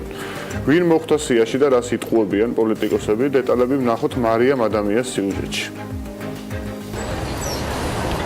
გასულ წელს პოლიტიკოსებმა და სხვადასხვა მედია საშუალებებმა საზოგადოებას არაერთი ტყუილისა და fake news-ის შესახებ ამცნეს. მათ შორის იყო Facebook გვერდის Change Your View-ის მიერ გავრცელებული წაქცეული корпуსის ამსახველი ფოტომასალა. თითქოს აღნიშნული მოვლენა თბილისში ორთაჭალაში მოხდა. სინამდვილეში კი ფოტოზე ასახული წამოწოლილი მშენებარე корпуსი შანხაიში მდებარეობდა და 2009 წელს მშენებლობის პროცესში წაიქცა. ასევე მედია საშუალება საქართველოს და მსოფლიო ამტკიცებდა, რომ ევროკომისიის მიერ შემოთავაზებულ ახალ გეგმას მიგრანტების განახლების თაობაზე საქართველოს ხელისუფლება გამოეხმაურა და 500 მილიონი ევროს სანაცვლოდ 100,000 ჩრდილო აფრიკელს ჩამოასახლებდა. თუმცა აღნიშნულ სტატიაში ინფორმაცია არასწორად არის მოწოდებული, არ შეესაბამება სიმართლეს და ევროკავშირის პოლიტიკის მიმართ მკითხველის ნეგატიურად განწყობას ემსახურება. შეუძლებელი იყო ესარგებლა ან ექიმის მომსახურების, საავადმყოფოს მომსახურებით, ან ოპერაცია გაეკეთებინა და ასე შემდეგ. უამრავი შემთხვევა იყო უფულობის და უსახსრობის გამო ადამიანები იღუპებოდნენ. გადამოწმების შედეგად აღმოჩნდა, რომ კახიკალაძის განცხადება სიცრუეა, რადგან 2012 წლისთვის ხელისუფლების ცვლილებამდე ჯანმრთელობის სახელმწიფო დაზღვევით სარგებლობდნენ ის მოქალაქეები, რომელთაც ფინანსურად ყველაზე ნაკლებად მიუწვდებოდათ ხელი ჯანდაცვაზე. გარდა ამისა, სახელმწიფო ახორციელებდა სხვადასხვა მიზნობრივ ჯანდაცვის პროგრამებს და სასწრაფო სამედიცინო დახმარებაც უფასო იყო. სიცრუეა გორის მერის კონსტანტინე თავზორაშვილის განცხადებაც, რომ გორისათვის თვითმმართველი ერთეულის სტატუსის გაუქმებაზე გადაწყვეტილება ერთპიროვნულად არ მიუღიათ და ინიციატივა მოქალაქეებთან განიხილეს. რეალურად მიმდინარე წლის მარტში ცენტრალური ხელისუფლებიდან წამოსული ინიციატივა გორის საკრებულოში მოიწონეს, საკრებულოს სხდომებზე მმართველი გუნდის წარმომადგენელი დეპუტატების ხმათა უმრავლესობით დაამტკიცეს, ხოლო მანამდე გორში მოქალაქეების გამოკითხვა ან ამ საკითხში მოსახლეობის რაიმე ფორმის ჩართულობა არ მომხდარა. 5 წლის განმავლობაში ერთი ლარით არ გაგიზრდიათ პენსია და ზრდით ხელფასებს საკუთარი პარტიის წევრებისთვის.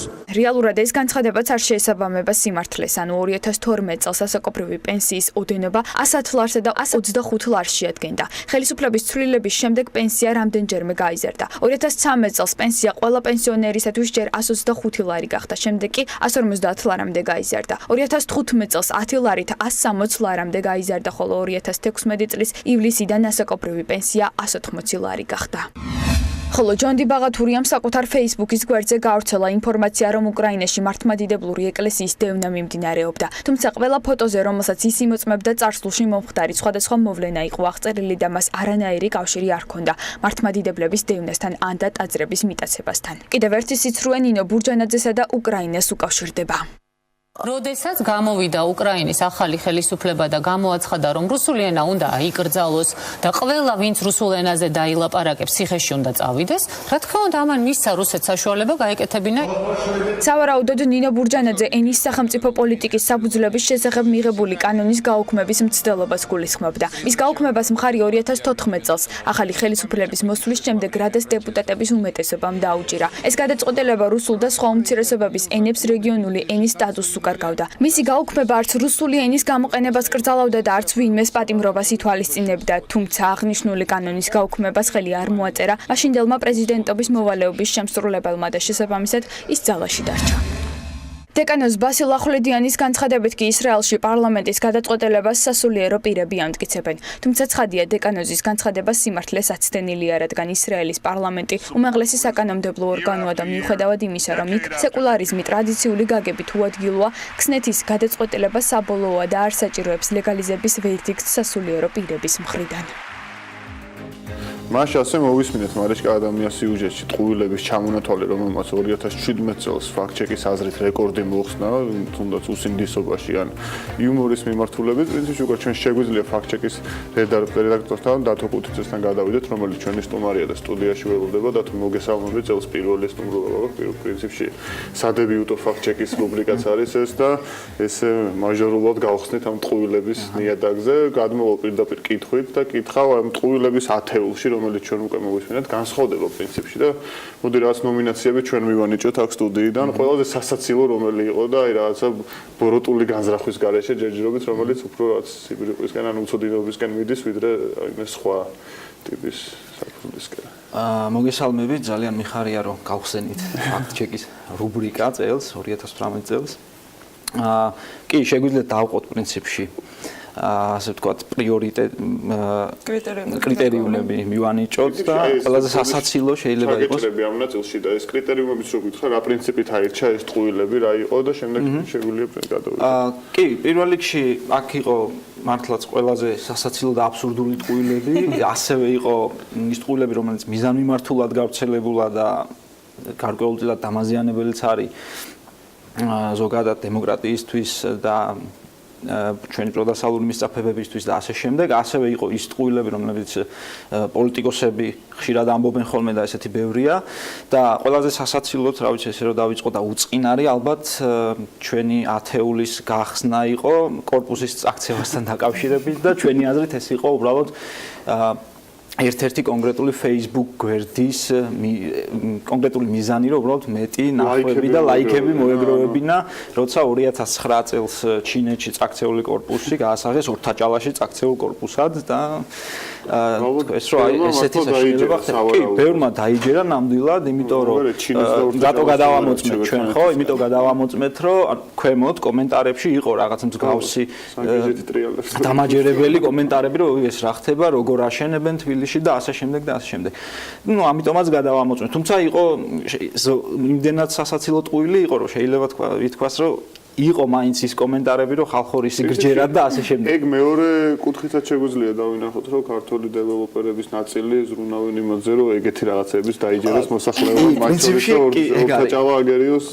კი, იმიტომ რომ ამის დაკავშირება ზუსტად მაგიტომ მოხდა, რომ აი სენსიტიურ თემასთან მიავის. ყველაზე მავნებლური ტყუილი ამ ათეულიდან თქვენი გადმოსახედით? ყველაზე მავნებლური ტყუილი შეიძლება იყოს აქ გამოვყოფდით ცალსახად ანტიდასავლური მესიჯების გამავრცელებელ ტყუილებს, რაც თუნდაც იმას გულისხმობს, რომ აი იგივე ჯონ დი ბაღათურიას განცხადება, რომ აი უკრაინაში ეხლა ახალი ხელისუფლება ახალი, მაგრამ პრინციპში მოსულია და პროდასავლური ხელისუფლება, რომელიც არბევს ეკლესიებს და ასე შემდეგ და ასე შემდეგ.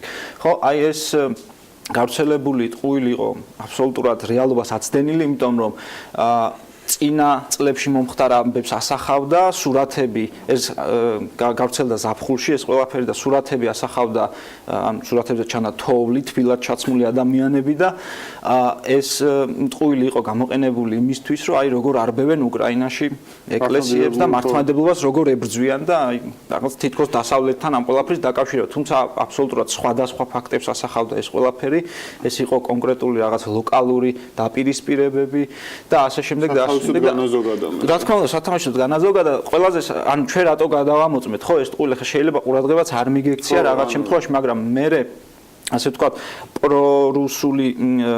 პრორუსულმა მედიამ ასე ვთქვათ ძალიან აიტაცა ეს ყველაფერი და საკმაოდ ისე აქტიურად დატრიალდა სოციალურ ქსელში და ყველაზე საინტერესო რაც არის, აქცია მოყვა მეორე დღეს უკრაინის საელჩოსთან. დარწმუნებული ვარ, უკრაინის საელჩოში ვერ მიხვდნენ რაზე იყო საუბარი, რა საპროტესტებდნენ. ნამდვილად მოყვა და ბატონი ჯონდიც იყო აქციაში ჩართული. ელჩმანეტა რა ის უნდა რეპორტი უნდა გააგზავნოს. არ ვიცი, ვერ წარმომიდგენია რა იფიქრეს. ნინო გურჯანაძის ნაწილის დაახლოებით ანალოგიურია, იქაც უკრაინა არის, ამ შემთხვევაში ენა არის გამოყენებული. კი, აქ უფრო რთულად იყო საქმე, აი კლასიკურად საფაქტ-ჩეკო თემა იყო, ასე ვთქვა, ძალიან ისეთი. პრინციპში მან პოლიტიკოსების წონაც და რესურსიც ისეთი არის, რომ ესეთ ნინო გურჯანაძეს უფრო დახვეწილი. აი, მან სპინი იყო ისეთი გაკეთებული, რომ ცოტა გაგვიჭირდა კიდევაც, რას ეხებოდა ზოგადად ეს თემა, ძალიან ბევრი ძებნა მოგვიწია და ნუ აღმოჩნდა ესეც არასწორად გავრცელებული და არასწორად ინტერპრეტირებული რაღაცა ფაქტი, რომელიც სინამდვილეში ფაქტი ეხებოდა იმას, რომ აი 2014 წელს რამდენიმე დეპუტატმა რადაში შეიტანა რელიგიური ეთნიკური უმცირესობის ენების შესახებ გაუქმების სტატუსის გაუქმების შესახებ კანონი, რომელიც არ დამტკიცებულა რეალურად, რადგან კი დაამტკიცა, მაგრამ ტურჩინოვმა შემდეგ არ მოაწერა ხელი ამ კანონ პროექტს, არ დამტკიცებულა, არავის არ იჭერენ, ბუნებრივია, თუ უკრაინაში რუსულად დაილაპარაკებენ, ალბათ ყველამ ვიცით სპეციფიკა, რომ ძალიან ბევრი მოსახლეობის დიდი ნაწილი რუსულად ლაპარაკობს და არავინ არ დაუჭერია. აქეთ მოხდეს შენზე პრესი უკრაინულად რო დაილაპარაკოს. კი ბატონო. უკრაინაშივე. თუმცა ესეც იყო იმ ნარატივის ნაწილი, რომ აი ნახეთ როგორ ზღუდავენ სიტყვის თავისუფლებას უკრაინაში და აი რუსულს არ აჯაჯანებენ. თუმცა რეალობასთან ბუნებრივია არა. პრინციპში აქ არის ერთი ტყუილი, მე-9 ადგილზე რომელიც არის, მე ძალიან მეცინება, ხო, ნუ ფავორიტის არის, 500 მილიონი ევრო სანაცვლოდ ევროკომისიის მიერ შემოთავაზებულია წინანდება, რომ 100,000 ჩრდილოაფრიკელი უნდა ჩამოვასახლოს, რაღაც 40,000 ყივჩარის ნაცვლად. დაახლოებით ეგეთ არის, აი სასაცილო არის ერთის ხრი, მაგრამ როდესაც დავხედავთ, ვინ ავრცელებს ამას, ანუ მკვეთრად პრორუსული მედია ეს J-World-G თუ ეს რაც არის და ამრობლად ჩინა არსიც ხო იდეაში ვინც ამ მიმართულებას ოდნავ გამოცდილება აქვს.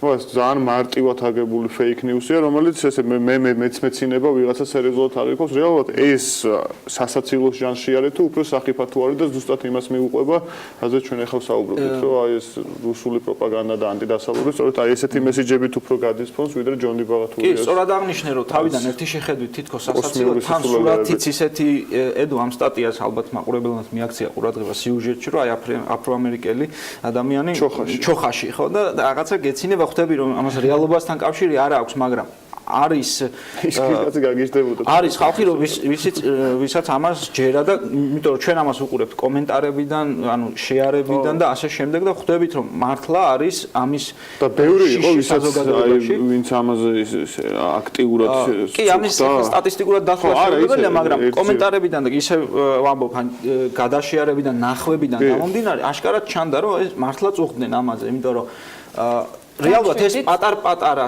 ვითომ სასაცილო ისინი რა ქვია ანტიდასალური მესიჯები მე იქცევა ერთ დიდ რუსულ ნარატივად, რომელიც ძალიან დიდ საფრთხეს უქმნის ჩვენს პროდასავლურ კურსს, ხო? მოკლედ დავამშვიდოთ, შეგვიძლია რომ 100,000 აფრო-ამერიკელი ჩვენ საერთოდ ეხებოდა ეს, ანუ მხოლოდ ევროკავშირის ქვეყნებს ეხებოდა, იქაც იყო 500,000 100,000 მარტო ერთ ქვეყანაში არა, განაწილების პრინციპი იყო ასე ვთქვა და მხოლოდ ევროკავშირის ქვეყნებს ეხებოდა და ევროკავშირთან ასოცირებულ ქვეყნებს საერთოდ არ ეხებოდა.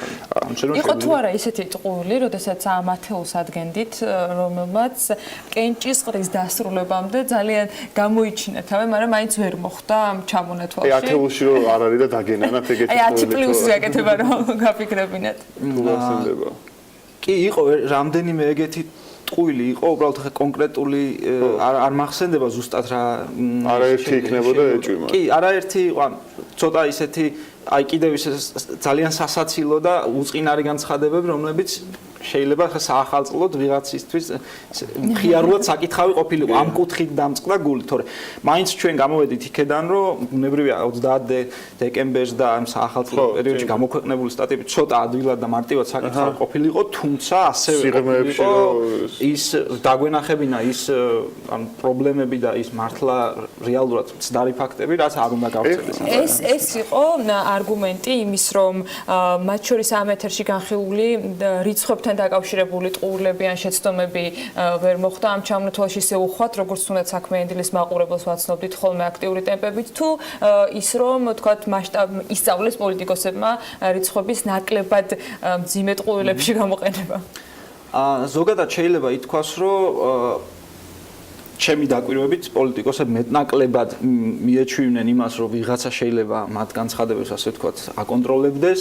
ნამდვილად არის ჩანსი ამისი, იმიტომ რომ ჩვენ ხო პოლიტიკოსებთან მუდმივ ინტერაქციაში ვართ, როცა ვამოწმებთ ხოლმე მათ განცხადებებს, ხშირად ვუკავშირდებით და მე მათგან მოდის უკავშირი, რომ აი ვიცით რა შეიძლება მე იქ შეცდომით რაღაცა ვთქვი, მაგრამ ეს ვიგულისხმე და ანუ აქედან ხედავთ, რომ ნამდვილად არის ეს თავის დროზე მე მახსოვს გავლენა, ასე ვთქვათ, ფაქტ-ჩეკის. ყოველი რატო დამიწერეთ ძმაო რომ ეკავდნენ.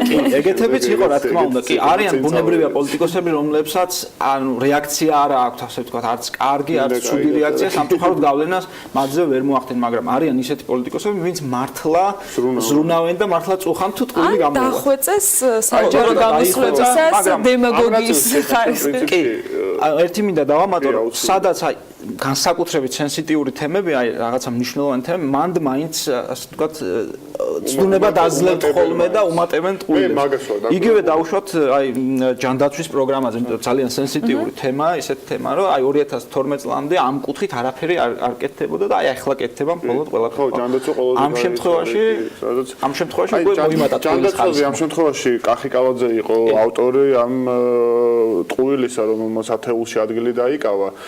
ჩვენ ვილაპარაკეთ ასე ვთქვათ პრორუსულ ნარატივზე, ასევე იმ ქართულ პოლიტიკოსებზე, რომელიც პრორუსული ხაზის ტყუილებს ავრცელებენ და ნუ დარჩა მთავარი პირველ ადგილზე პრინციპში პარლამენტის თავმჯდომარე მოხდა, ნუ პოლიტიკოსები, რომლებიც ამ შემთხვევაში პრორუსული ნარატივის გარეთ არიან, თუმცა მაინც იტყუებიან და ამ ათეულში იპოვეს მათ თავიანთი ადგილი. ამ შემთხვევაში როგორც ოპოზიციიდან, ისე ხელისუფლებიდან მოხდნენ წარმომადგენლები, აი აქედან რომელი არის შენთვის ყველაზე ისეთი რა, ყველაზე როგორ თქვა ის ნაჯახივით ტყუილი რომელია და კი ნაჯახივით ტყუილზე აი ეს თვლი თუ არა რომ ეს ტყუილები იყო მიზანმიმართული თუ უბრალოდ შეცდომის ელემენტს გამორიცხა აი კი ბატონო პოლიტიკოსებზე რო გადავიდეთ აი ნაჯახივით ტყუილი მართლაც იყო პენსიის არ გაზრდასთან დაკავშირებით ნიკამელიას განცხადება რომ პენსია არ გაზრდილა საერთოდ 2012 წლის მერე 1 ლარითაც კი მე მგონია ეს იყო მაინც შეცდომა თუმცა ანუ აბსურდული განცხადება იყო და მართლა ტყუილის ვერდიქტი ამას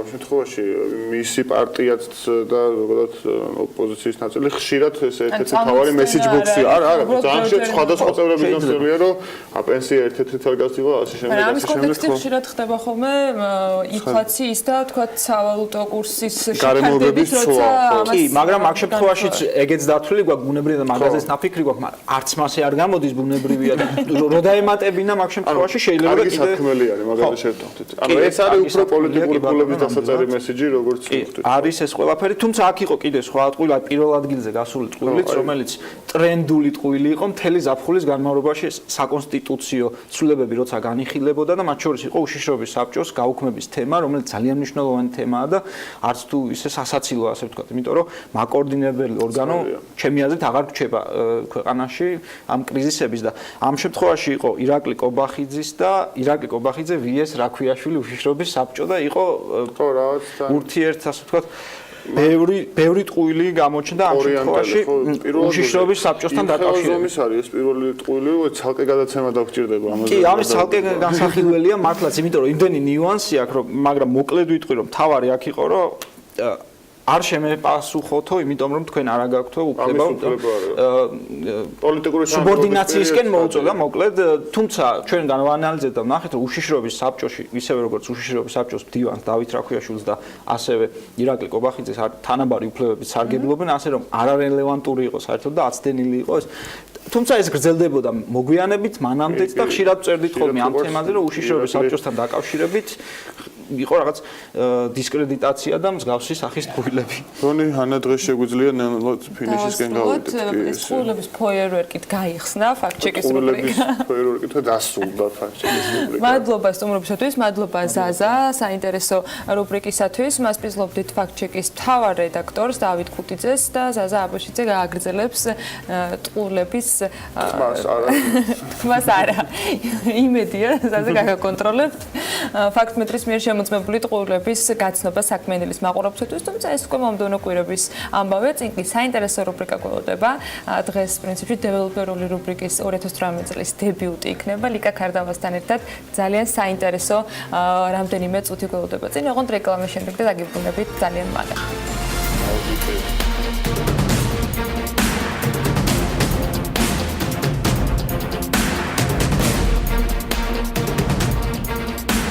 საქმიანი დილის ბოლო ბლოკში ხუთშაბათის ტრადიცია 2018-შიც რა თქმა უნდა გრძელდება და რა თქმა უნდა ლიკა ქარდავასთან ერთად დეველოპერულ რუბრიკაში პროფეტი ჯორჯიაჯის დამფუძნებელი და მმართველი დღეს Scholars International Georgia's გენერალურ დირექტორს მასპინძლობს ლიკა დილამშვიდობის წარმატებულ სატელევიზიო სეზონს გისურვებთ და რა თქმა უნდა მიესალმები შენ სტუმარს. ანა დილამშვიდობისა ამ წელს ვისარგებლებ შესაძლებლობით და მაყურებელს მიულოცავ შობა ახალ წელს ვუსურვებ წარმატებულ იღბლიან წელს იმისთვის რომ წელი იყოს წარმატებული და იღბლიანი აუცილებლად მათ ჭირდებათ გარკვეული ასე ვთქვათ ინფორმაციები, გზამკვლევები და მეტი ასე ვთქვათ ხედვები სექტორის განვითარებასთან დაკავშირებით. სწორედ ამაში დამეხმარება დღევანდელი ჩვენი სტუმარი ირაკლი კილაურიძე, რომელიც წარმოადგენს გლობალური უძრავი ქონების კომპანია Scholars International-ს, არის მისი გენერალური დირექტორი. ძალიან დიდი მადლობა ირაკლი რომ ხარ ჩვენი სტუმარი. ძალიან საინტერესოა რომ სწორედ წლის დასაწყისში 2018 წლის დასაწყისში ჩვენ გარკვეულწილად რეზუმირება მოვახდინოთ გასული წლის მთავარი ტენდენციების, მთავარი გამოწვევების და ასევე ვისაუბროთ იმ მოლოდინებზე, რაც თქვენს კომპანიას ლოკალურად და გლობალურად აქვს უძრავი ქონების სექტორთან მიმართებაში. პირველ რიგში დავიწყებ იმით, რომ ყველაზე აქტუალური თემა, რაც 2017 წელს ბოლო პერიოდში, ასე ვთქვათ, გამოვლინდა და ამაზე არაერთი ფაქტი მიგვითითებს და ასევე ახალი ხელისუფლების პირობებში ეს თემა ძალიან აქტიურად წამოიწია, არის მშენებლობის უსაფრთხოების თემა, რაზეც თქვენ ძალიან ისეთი პირდაპირი და მკაცრი განაცხადი გააკეთეთ, რომ თქვენ მხარდაჭერას უცხადებთ ხელისუფლებას ამ ინიციატივაში და ეს არის თემა, რომელშიც ვთქვათ, ეს კერძო სექტორი და ხელისუფლება ერთპიროვნულად უნდა თანხმდებოდნენ და არ უნდა იყოს გარკვეული კომპრომისი თანხების დაზოგვასთან და პროცედურების გვერდის ავლასთან მიმართებაში.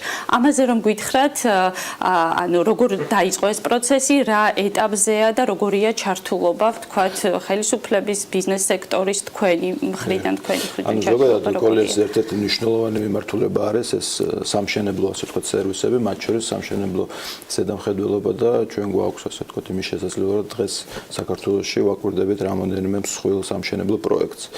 და აქედან გამომდინარე, კარგად გვესმის თუ რა უსაფრთხოების ნორმებია დღეს ზოგადად ქვეყანაში, ქალაქში და როგორ შეიძლება მათი გაუმჯობესება და ცალსახად ეს ის ნაწილი არის ასე ვთქვათ სექტორის როგორც ჩვენ თქვი რომ კერძო სექტორი და ასე ვთქვათ მარეგულირებული ორგანო უნდა თანხმდებოდეს რომ აქ არ შეიძლება არანაირი თანხების დაზოგვა იმიტომ რომ საუბარია ასე ვთქვათ ადამიანების სიცოცხლეზე და აქ სრული ასე ვთქვათ არანაირი კომპრომისი არ უნდა ხდებოდეს და ნუ ცალსახად ეს აწევს ზოგადად დეველოპმენტის და სამშენებლო ასე ვთქვათ ხარისხს ჩვენს ქვეყანაში როგორც შრომის ასე ზოგადად მშენებლობის უსაფრთხოების ნორმები თუ სწორად და კარგად იქნება დაცული. აქ მე მინდა აღვნიშნო რომ ეს არ არის ძალიან ისეთი რთული საქმე, აქ უბრალოდ გარკვეული ძალიან მარტივი დისციპლინების დანერგვა არის საჭირო და არც ძალიან დიდ ხარჯებთან არ არის დაკავშირებული. ხშირად დეველოპერებს ან ინვესტორებს შეიძლება კონდეთ ეგეთ შეგრძნება რომ გაუზდით ძალიან ხარჯებს ან გაუძვირდება თუ მშენებლობა ეს არ არის ნამდვილად ასე უბრალოდ არის საჭირო რომ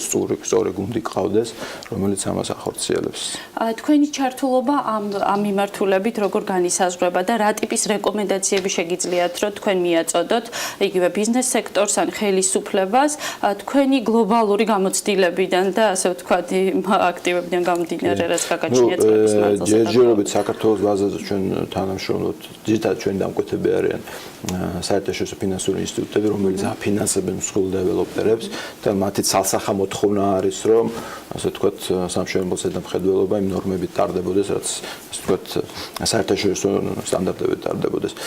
თუმცა ნელ-ნელა ხვდებით რომ დეველოპერებიც ხვდებიან რომ ეს ზედამხედველობა არ არის მარტო ასე ვთქვათ რაღაც ზედმეტი საფეხური მათთვის არამედ მართლაც რომ სარგებლიანი რაღაცა არის იმიტომ ზედამხედველობის დროს არა მარტო კონტროლი ხდება არამედ ძალიან ხშირად ჩვენი გუნდი ბევრ კარგ რეკომენდაციასაც უწევს რომელიც ხშირად შეიძლება პირდაპირ ზედამხედველობასთან არ იყოს კავშირში მაგრამ მნიშვნელოვნად უმჯობესებს პროექტს ან უმცირებს ხარჯებს ან მოკლებს დროს თვითონ მშენებლობის.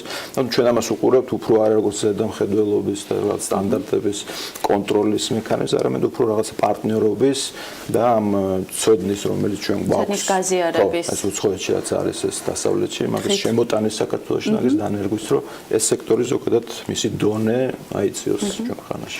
ირაკლი ძალიან საინტერესოა აი ამ პროცესებმა რაც ბოლო კვარტლის განმავლობაში ხდებოდა და ვთქვათ ქალაქის ახალმა მმართველებმაც აქტიურად წამოწიეს ეს თემები და გარკვეული ნაბიჯები გადადგეს როგორი გავლენა მოახდინა ბაზარზე ანუ ბაზრის მოთხოვნა მიწოდებაზე მომხმარებელიც უფრო ინფორმირებული ხდება უფრო მეტი ინფორმაცია აქვს იმის შესახებ თუ როგორ შეაფასოს ესა თუ ის პროექტი უსაფრთხოების სტანდარტები ხარისხი და ასე შემდეგ როგორ რაიმე ასახვა თუ პოვა ბაზარზე ტენდენციებზე აი ამ პროცესებმა ეხლა რასაც ვაკვირდებით ბაზარზე უფრო მეტი მოთხოვნა მოდის დეველოპერებისგან რომ ასე ვთქვათ ჩავერთოთ მათ პროექტებში ამ კუთხით ანუ ხშირად ამას იყენებენ როგორც მარკეტინგულ ასე ვთქვათ ნაწილად რომ ჩვენ საერთაშორისო კომპანია გვიწევს ზედამხედველობას და საერთაშორისო სტანდარტებით ხდება ყველაფერი და თუმცა ძალიან ბევრი ნელ-ნელა უკვე ხდება რომ მართლა ღირებულება არის ამაში და ეს მარტო მარკეტინგი არ არის.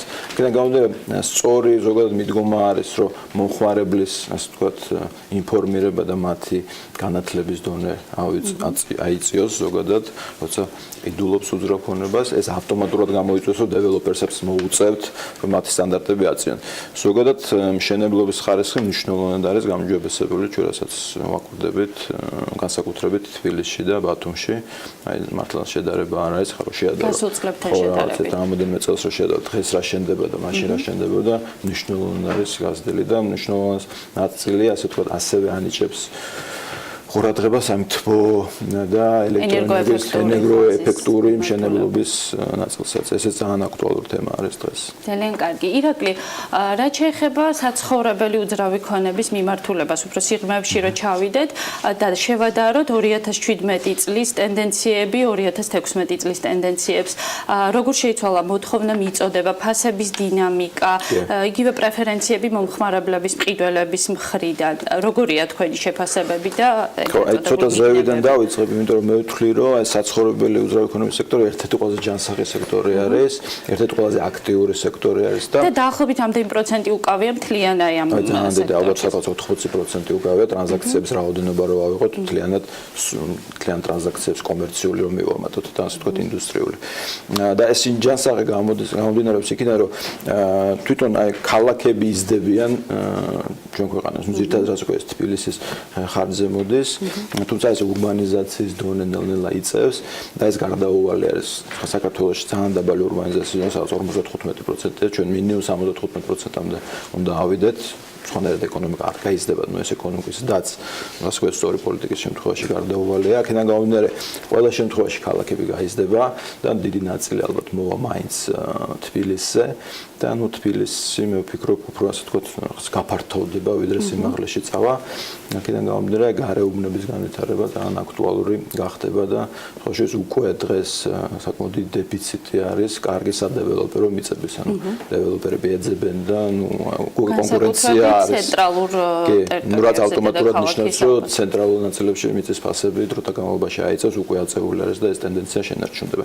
რაც შეეხება საცხოვრებელი უძრავი ქონების, ასე ვთქვათ, ფასებს, თვითონ ტრანზაქციების რაოდენობა წინასწარი მონაცემებით დაახლოებით 20-22%-ით არის გაზრდილი წინა წელთან შედარებით, რაც საკმაოდ კარგი ზრდა არის. ფასებსაც შეეხება ამერიკულ დოლარში თითქმის არ შეცვლილა და ეს ძირითადად გამოწვეულია იმით, რომ შედარებით დაბალბიუჯეტიანი ბინების წილი მთლიან ტრანზაქციებში უფრო გაიზარდა და რასაკვირველია შეწონილი ფასი დაიჭირა იგივეზე, თორე ეხლა რო გაგრძელებული იყო იგივე ტენდენციით, დიდი ალბათობით ასე ვთქვათ ეს ფასებიც გაიზრდებოდა. თუმცა რასაკვირველია აქვე ძალიან დიდი მნიშვნელობა აქვს იმ მომენტსაც, რომ ეს ლარის კურსის თემა მოქმედებს და მიუხედავად ამისა ფასები ასე ვთქვათ სტაბილურია და ახალ აშენებულ იმაში გვაქვს სადღაც $600 ფარგლებში არის შეწონილი ფასი მთლიან თბილისის მასშტაბში. კიდე მეორადი ბაზარი დაახლოებით $550 ფარგლებში არის. და აი ხო შეიძლება 1 ან 2%-იანი შემცირება იყოს დოლარის მაჩვენებაში, თუმცა ეს არაფერი არ არის იმ მოცულობასთან მიმართებაში, რაც ასე ვთქვათ შენდება დღეს თბილისში და ეს კარგი ჯანსაღი ბაზრის მეცნიერება. ძალიან კარგი, ირაკლი, ძალიან ხშირად მისვამენ შეკითხვას და ალბათ შეეცდა ზოგადად სვამენ ამ კითხვას, ვინ არის ამდენი, საიდან მოდის ამდენი მყიდველი? ვინ ყიდულობს უძრავ ქონებას დღეს? აი მთავარი ჩვენი აზრით და მთავარ ქალაქებში, სადაც ყველაზე მეტი ეკონომიკური აქტივობა ფიქსირდება. ანუ ქვეყნის ეკონომიკის დასთან ერთად ეკონომიკის მამოძრავებელი არის ეს ურბანული დასახლებები, ანუ ქალაქები რა.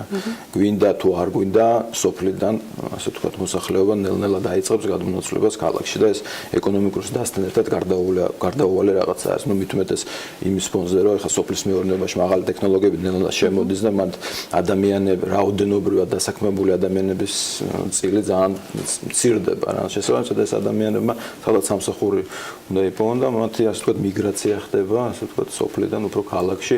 ეს ავტომატურად ქმნის მოთხოვნას როგორც საიჯერო ფართებზე, ასე საცხოვრებელ ფართებზე. რაც შეეხება უცხოელების სეგმენტს არა რეზიდენტების უცხოელების სეგმენტი არის უფრო კურორტულ ადგილებში. ბათუმის მაგალითად შედარებით მაღალი კლასის უძრავი ქონების ძალიან დიდი ნაწილი იყიდება უცხოელებს. დადგენ ალბათ 80%-ზე მეტი იყიდება. ანუ კურორტულ ადგილებში ეს იქმნება ტურიზმით. მეტი კონცენტრაცია არის უცხოელების. ხა თბილისშიც არის ეს ნაწილი, თუმცა მაინც დიდი ნაწილი არ არის, მაგრამ თბილისი და სხვა ქალაქები როგორც ქუთაისი, ზუგდიდი, მაინც უფრო ეს ურბანიზაცია ქმნის ამ მოთხოვნას და ეს გაგრძელდება. ჩვენ სადღაც 75-80%-ზე ავალთ. ირაკლი, რომ შევაჯამოთ 2017 წლის უმსხვილესი საინვესტიციო პროექტები, რაც კი განხორციელდა ამ წლის განმავლობაში და ასევე ვისაუბროთ იმაზე თუ რომელი პროექტებია უკვე დაანონსებული, რაც შეიძლება საინტერესო იყოს, ვთქვათ, ბაზრის მოთამაშეებისთვის და ჩვენთვისაც თუ შეგიძლიათ ანუ საცხოვრებელ სექტორს რაც შეეხება, ხა ვერ გამოყოფ რომელიმე, იმიტომ რომ იმდენად სეგმენტირებული არის ეს ბაზარი, რომელიმე ერთ ან ორ მოთამაშეს რაღაც მნიშვნელოვანი ნაწილი არ უჭირავს ბაზრის, თუმცა რასაკვირველია ხორციელდება რამოდენიმე შედარებით მსხვილი პროექტები და ანუ ეს ცნობილი დეველოპერები ახორციელებენ ამას. რაც შეეხება კომერციული კუთხით, ალბათ შარშანდელი წელი აღსანიშნავია ძალიან დიდი სავაჭრო ცენტრი გახსნა ჰუალინგმა, თბილისის 100,000 კვადრატული ხა თავის მასშტაბით ეგეთი ასე ვთქვათ სავაჭრო ცენტრი არ არსებობს. აი ამ მიწოდებამ როგორ ანუ დატვირთულობაზე როგორ იმოქმედა საინტერესო სავაჭრო ცენტრების სპეციფიური ის აქვს აღებული და ნუ უფრო რაღაც ავეჯი ტექნიკის სპეციფიკა აღებული. ძალიან დიდი პროექტი დაიწყო და განხორციელდება საბურთალოზე გუდვილის პროექტი სითიმოლი აპირებს მის გაფართოებას დაახლოებით 55,000 კვადრატული მეტრის სავაჭრო ცენტრი შეიქმნება, რაც თვლი რომ ერთ-ერთი ასე ვთქვათ მნიშვნელოვანი პროექტი იქნება. შემდეგ ეს არ დამთავრდება ამ წელს ალბათ 2019 წლის პროექტი არა, მაგრამ მნიშვნელოვანი ინვესტიცია განხორციელდება. მათ შარშან რო ვთქვათ, შედარებით პატარა, მაგრამ მნიშვნელოვანი პროექტი იყო გალერეა თბილისი, რასაკვირია დაახლოებით 25,000 კვადრატული მეტრის სავაჭრო პარტი შეემატა ქალაქის ცენტრს.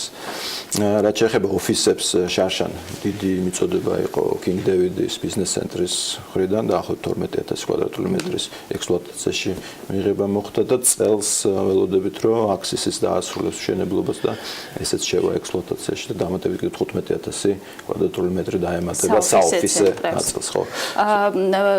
ამ მიწოდების ზრდის პარალელურად როგორი მოლოდინები გაქვთ საიჯარო ფასებთან მიმართებაში? ფასების კლება უკვე დაიწყო. პირდაპირ რომ გითხრათ, განსაკუთრებით A-კლასის ბიზნეს ცენტრზე, იმიტომ რომ მაგალითად King David როგორც გამოვიდა ბაზარზე, ანუ მისი საშუალო ფასი დაახლოებით $23-24 ფარგლებში არის. და ამან რასაკვირველია, მის საშუალება მომხმარებლებს, რომ იმ სხვა ბიზნეს ცენტრებიდან გადმოსულიყვნენ, ან ახალი მომხმარებლები შემოდიან პირდაპირ უკეთეს უძრავქონებაში შედიან. ამან რასაკვირველია გამოიწვია ფასების დავარდნა სხვა ცენტრებში, რომლებიც ხარისხობრივად ჩაუმოვარდებიან King David-ს. მე ვფიქრობ, რომ ეს ტენდენცია გაგრძელდება, იმიტომ რომ ამ წელს ველოდებით, რომ კიდევ აქსისიც გამოვა, ასე ვთქვათ, ბაზარზე ექსპლუატაციაში შევა. დღეს საშუალო შეწონილი ფასი A-კლასის $22 არის მთელ ბაზარზე. ვაკანტურობა დაახლოებით 15% არის. მე ვფიქრობ, რომ რასაკვირველია წელს ველოდებით ვაკანტურობა ბევრად რო გაიზრდება, იმიტომ რომ ახალი ცენტრები შემოვა, თუმცა სტაბილიზაციის მერე ალბათ $20 ფარგლებში დაიწევს ჩვენი გათვლებით A-კლასის ბიზნეს ცენტრის. ეს რასაკვირველია გავლენას იქონებს სხვა კლასების ფასების იმას. გადავაგებაზე ფასების.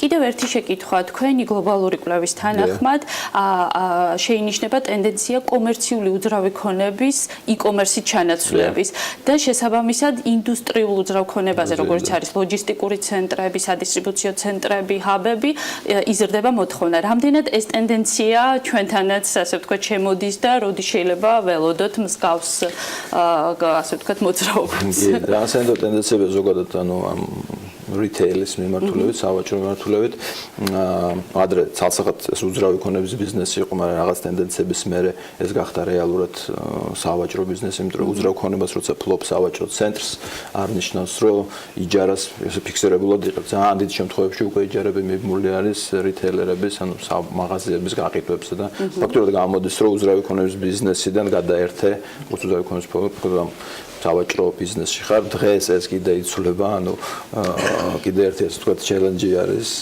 გამოწვევა არის ფლობელებისთვის, ეს e-commerce-ის ნაწილი შემოდის, ანუ მომხმარებლების ქცევა მნიშვნელოვნად იცვლება, ეს დასავლეთში უკვე აშკარა არის, ძალიან დიდი ნაწილი უკვე გადადის ამ ელექტრონულ შეძენაზე. მე ვფიქრობ, რომ ეს ადრე თუ გვიან ჩვენთან მოვა, იმის გათვალისწინებით ქართველებს მე ვფიქრობ ზოგადად ძალიან უყვართ ამ ახალ ტექნოლოგიებთან, ძალიან მეგობრობენ და ვფიქრობ ამას ეს გავლენას იქონიებს რასაკვირველია და ეს შეიძლება ეს ინდუსტრიული, ასე ვთქვათ, უძრავი ქონების განვითარების ერთ-ერთი კატალიზატორიც იყოს საქართველოში, რომელიც ჯერჯერობით არ არის ისე განვითარებული როგორც სხვაგან.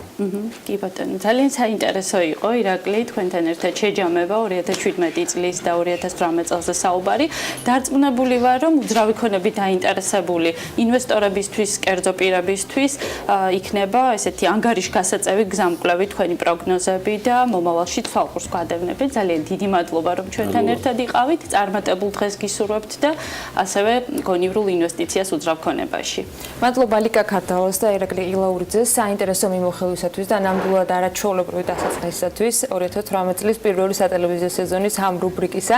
წარმატებებს გისურვებთ ლიკა ამ ნაწილშიც და არა მხოლოდ წარმატებები დღეს ყველას და არა მხოლოდ დღეს. ჩვენ კი ბიზნეს მედია საქართველოს გუნდი უკვე ქალების ნარატივით გავაგრძელებთ პირველზე თქვენთვის საინტერესო ინფორმაციების მოწოდებას. აუცილებლად უნდა დაელოდოთ ზუსტად 3-ზე საქმის კურსს, რომელსაც ბექა ბაციკაძე წარმოგიდგენთ და საღამოს ასევე ბექა ბაციკაძე შევაყენებთ საქმის კურსში დღეს მთავარი ფინანსური, ეკონომიკური და ბიზნეს სიახლეების შესახებ. ხვალამდე გემშვიდობებით, ბედნიერ დღეს გისურვებთ.